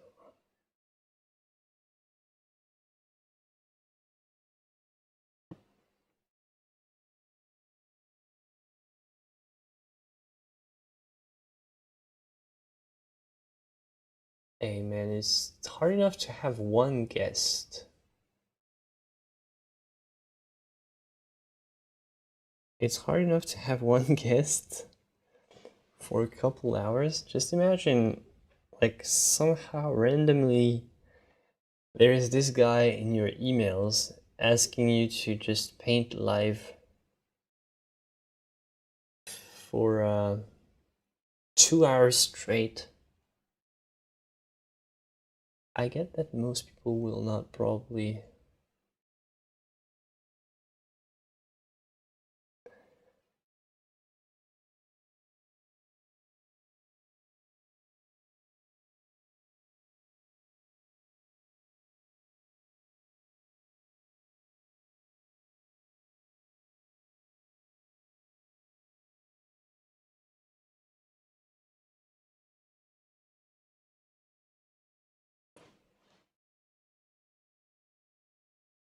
Okay, so here you can see I'm using a slightly different approach. Speed it up. I'm trying to use broad strokes, stripes almost.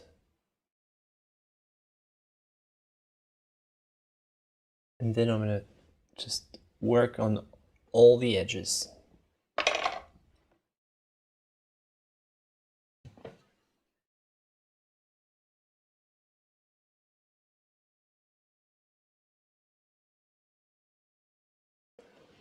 Yeah, I'll do a subscriber one sometime. I'll do sometimes, like, it can't be all the time. And I also like streaming like that. I just like these kind of more intimate streaming sessions. I like it.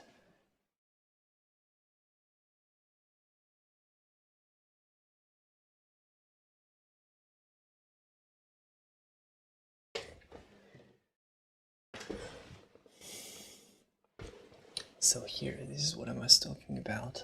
I'm just going around and making all the edges clean. And I have basically different stripes of colors, and I just have to connect them all and make them feel that they belong together.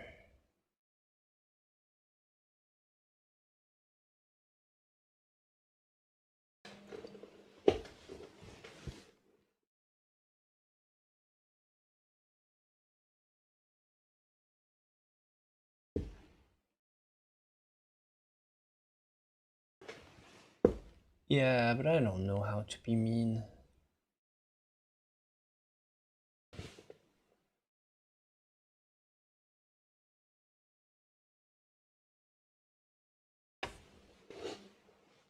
I don't know how to be mean though. What I can do though in terms of critique is, if you have like an assignment, I can review based on the goals of the assignment, but I can't just go and critique your own like work, like personal work. Even if you ask me, I'm like, who am I to judge? Like, if it's a study, let's say you want to copy this as well, and I'm gonna review your copy based on how close it is to the original. If the goal is to copy and be extremely accurate, then yes, in this case I can do studies. Other than that, I don't feel comfortable doing that. Yeah, a critique session, like live critique session, would be cool with like people reacting live. And actually, this could be the subject of an art, like a Discord session, yeah, where students just give themselves critique or sort of reflect on their works.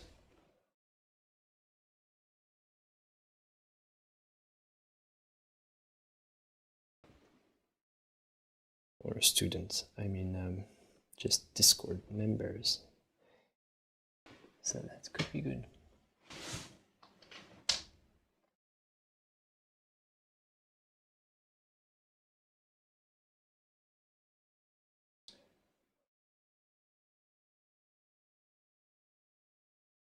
Hey, Jasmine.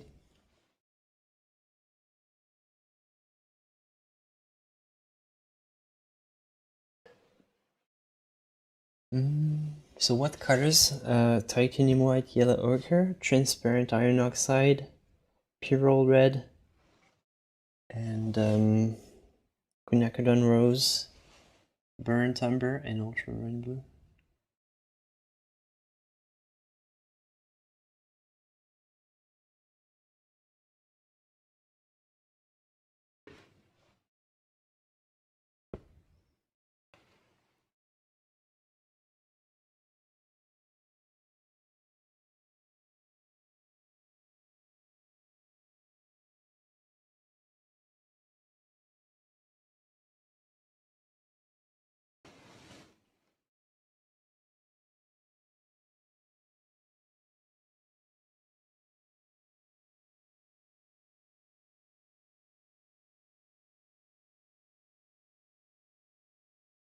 Well, yeah, pretty much. Pyrrole, just to give you an idea, is the pigment they used for the Ferrari, the cars. They used this red.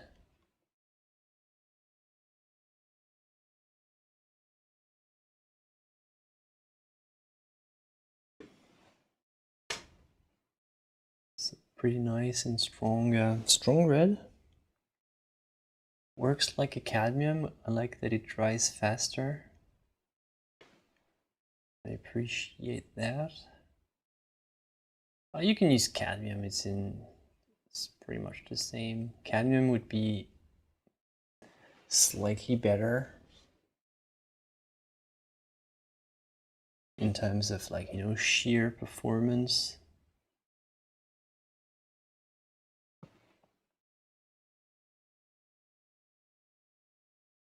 Yeah, critique is tough, but you have to know how to make a what's called a shit sandwich. So basically you start with something nice, then you bring all the shit that's wrong inside, and then you finish with something nice again.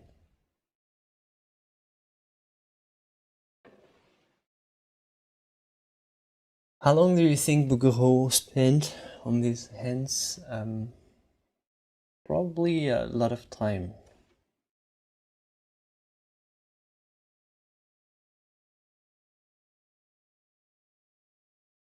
Especially because I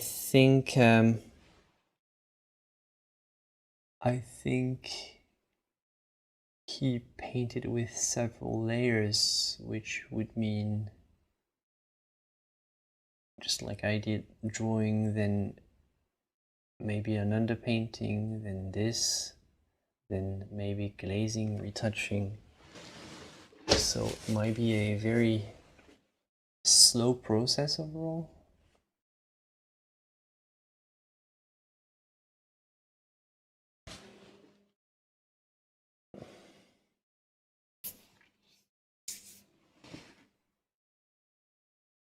So yeah, I think those are, this will be more than enough for this entire session, so I'll have more. I'll have more hands to finish.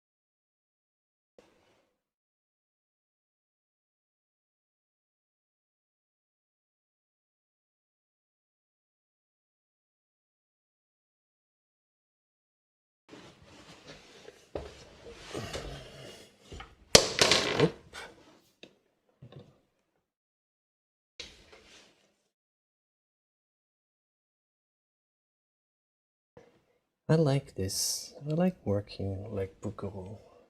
It's relaxing.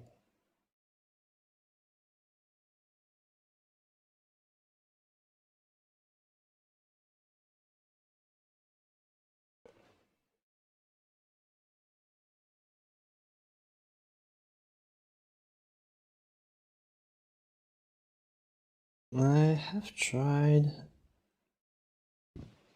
Yeah, I have tried stuff like that.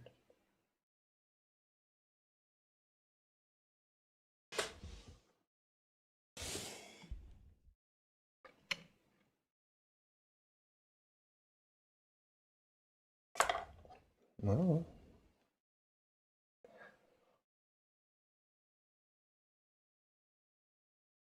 Well, maybe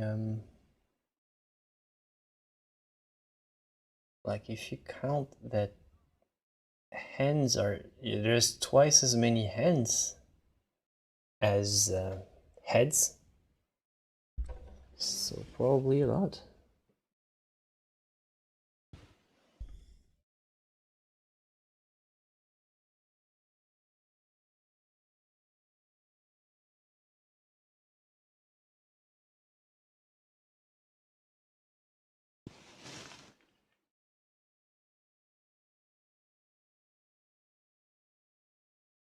Past midnight? Oh man, you frightened me. Yeah, it's past midnight for you, but I forgot about the time zone. Man, good night, Chris. See you next time.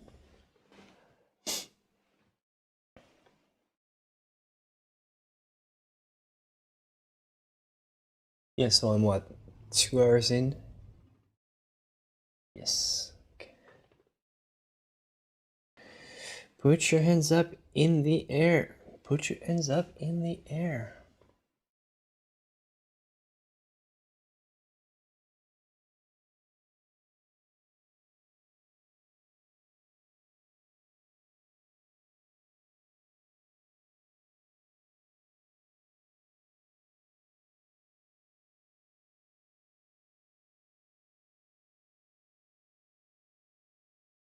Well, it depends what cadmium hue is, because it can be a bunch of stuff.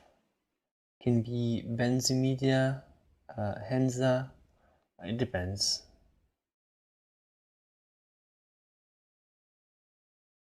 or dilaride yellow.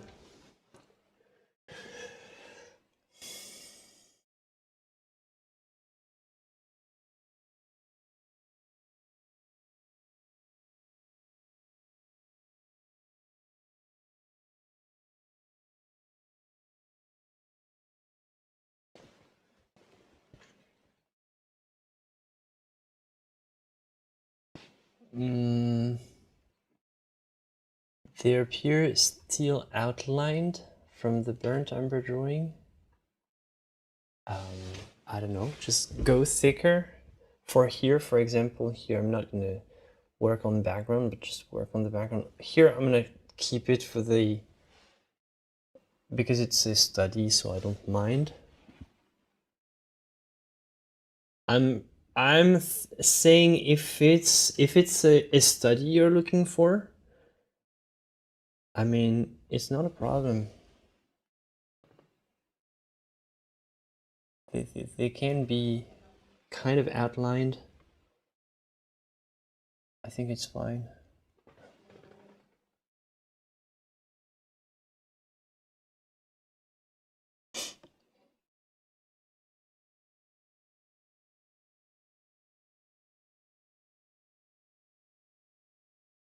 Yeah, if you don't go full light, then you're missing out on what cadmium yellow actually is good for.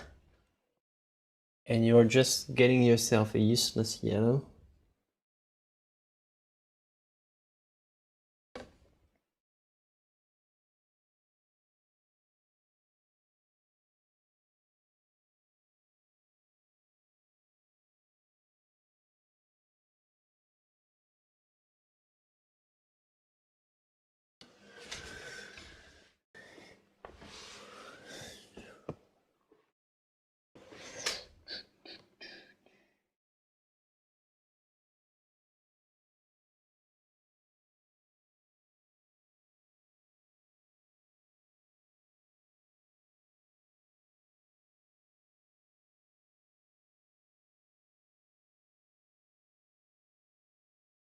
Yeah, never get cadmium yellow medium or dark, that's even worst.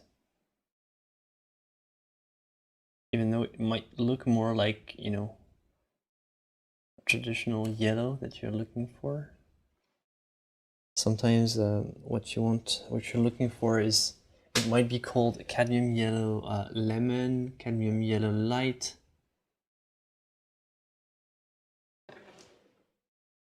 And yeah, it should be slightly more on the green side. Like, it should be perfectly balanced, but try to not get a cadmium yellow that's too orange, because the orange is kind of easy to pull back from a yellow, but it's harder to go in the other direction.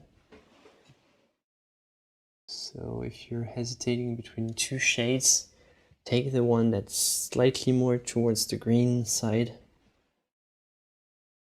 If you have the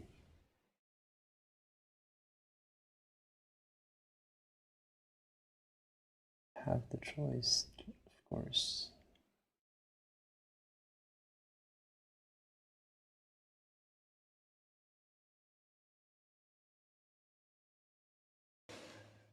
Okay.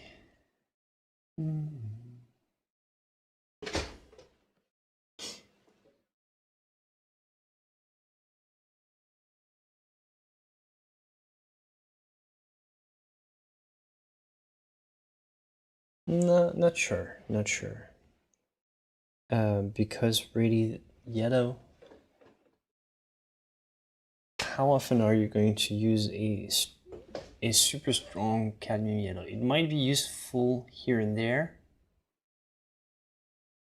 but depends on what you want to mix.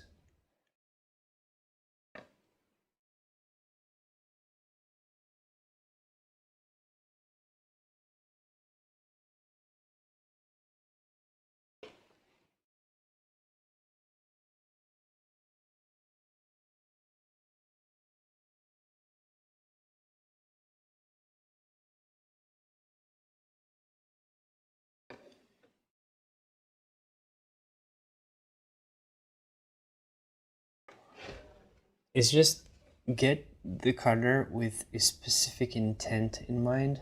So first, make all the paintings you can without it.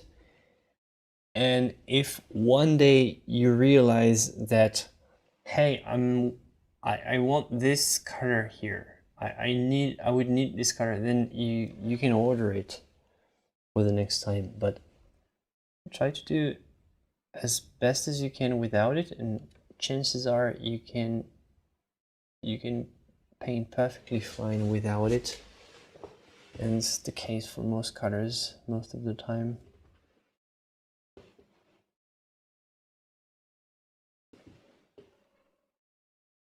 But some pigments, yeah, are pretty much unusable, so.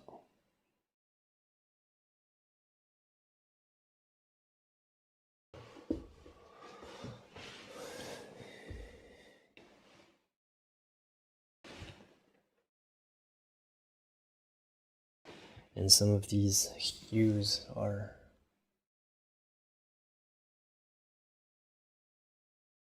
these kind of cadmium substitutes. They're very often disappointing, to be honest.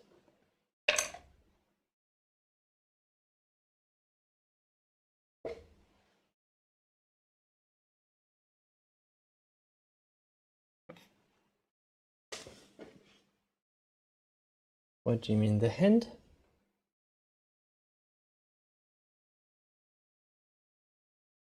Thank you, Roaring Spark. I'm glad. Yeah, well, it takes some time to get there, Cody, so.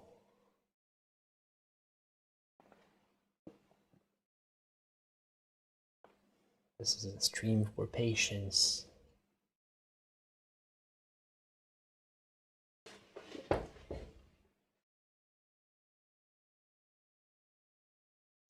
Especially with this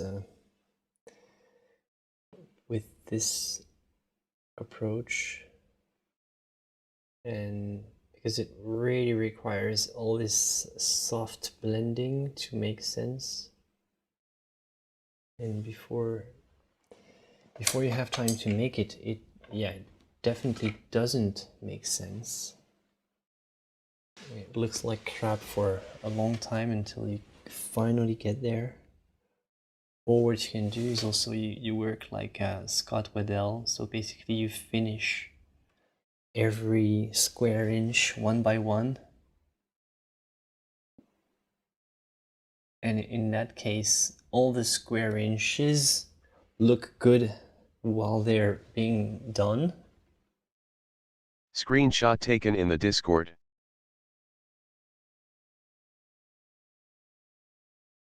But I can't work like that. It's nice and it's interesting. It's an interesting way to work. I can't because I need more flexibility in my approach. So I never really learned how to paint like that because I can't rely that much on my initial drawing.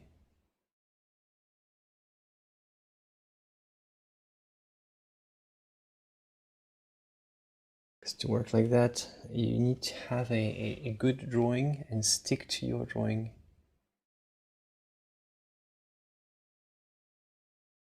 Usually I don't. So. And this is basically the same with Bouguereau. That's how Bouguereau painted.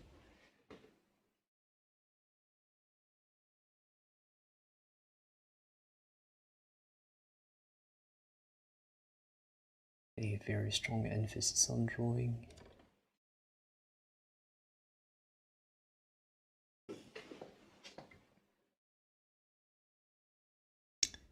Well, pretty much, yeah. For a study, this will be good enough. If I was making a copy, I would give it even more time. But yeah, for a study, hand study, it's all right.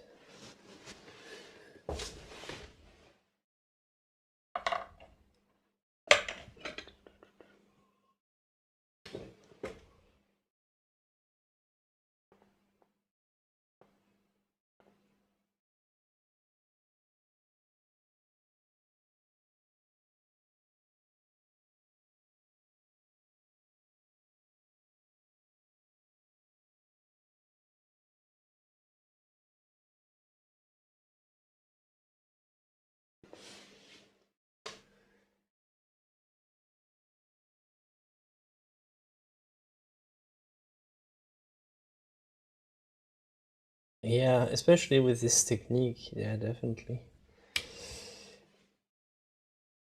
Yeah, I also expected to make more, but hey, man, I'm not gonna rush a Bouguereau. It's not my style. If I'm doing Bouguereau, I'm doing it right. Because the Bouguereau deserves that. Now I'm gonna work on the thickness. Bring more body here to the highlights. When you think it's done,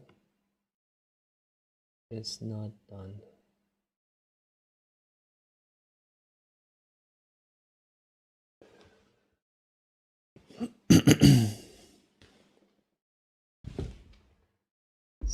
Thought I was done, right?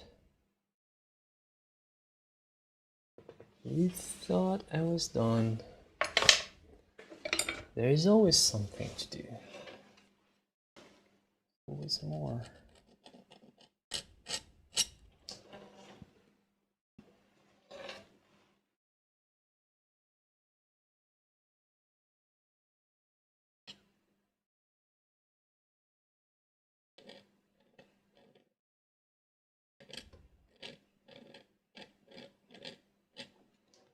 Okay.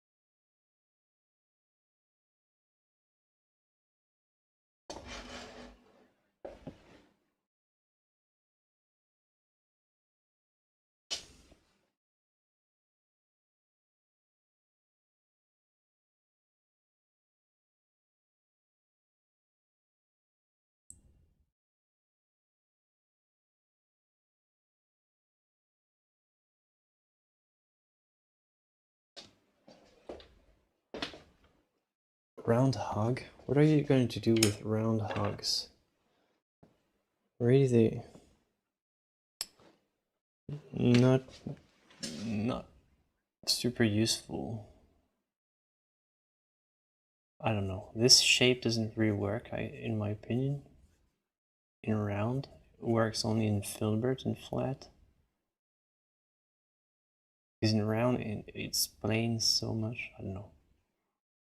But maybe I never tried a good quality brand that would work.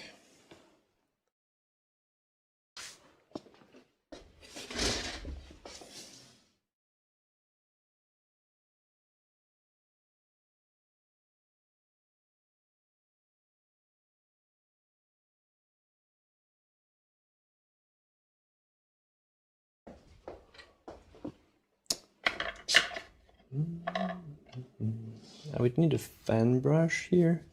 I don't want to take the fan brush because it's annoying to clean. So I'm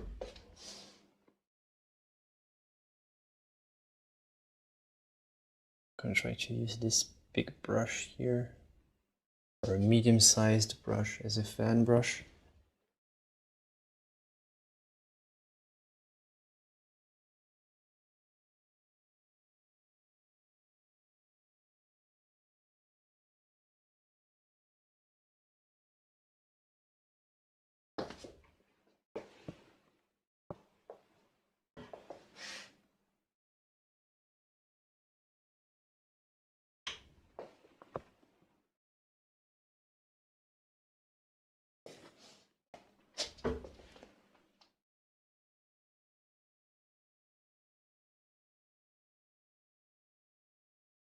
I'm actually brushing where you can't see.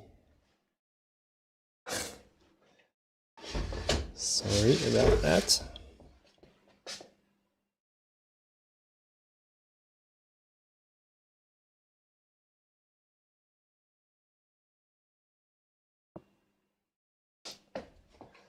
Okay. Touch of blue here.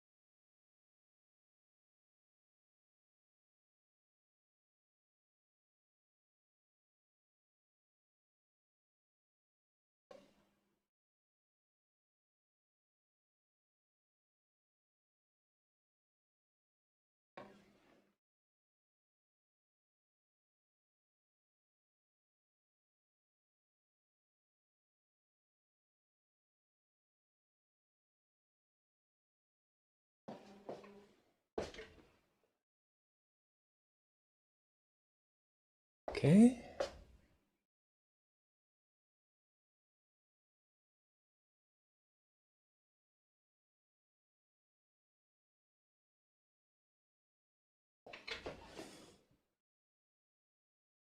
Good night, Aurelia. I'm almost done.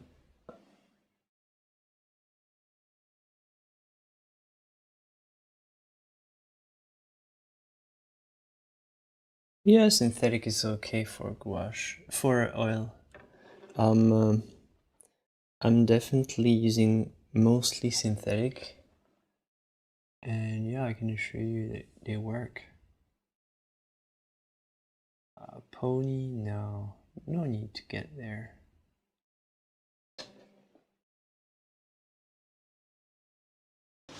Alright, yeah, technically if I was doing a full-on Bouguereau copy, I would just go ahead and finish all these values, polish it up.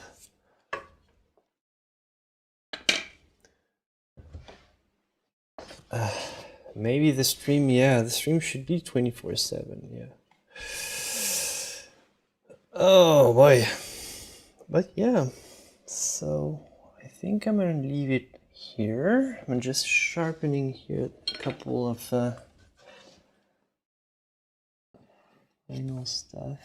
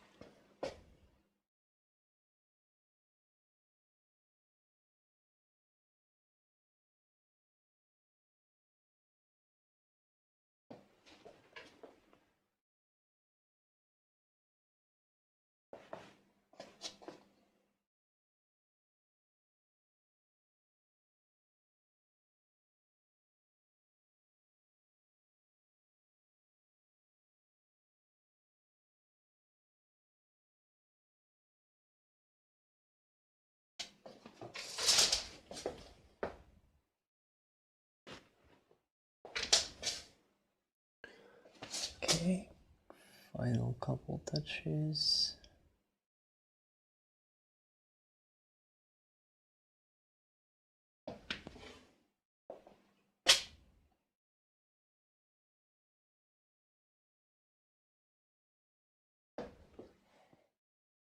Well, there you go.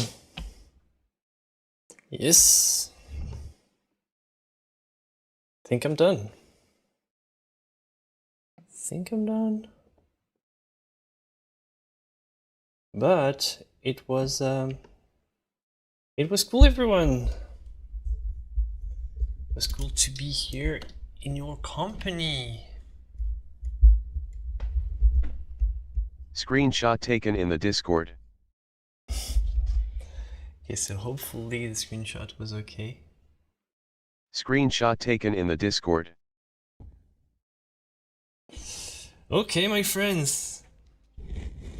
Yeah, this is it for me. I'm signing off. Oh, but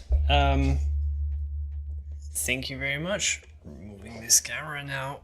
Oh my god, getting this out of the way. All right, you're there. Thank you very much for being here. I'll see you for the next one. Maybe stream on Sunday? Well, how does it sound? Stream on Sunday? Yeah or nay? I think it's yeah. I think I want to stream on Sunday. So, I'll see you there. Bye-bye. Everybody, bye-bye.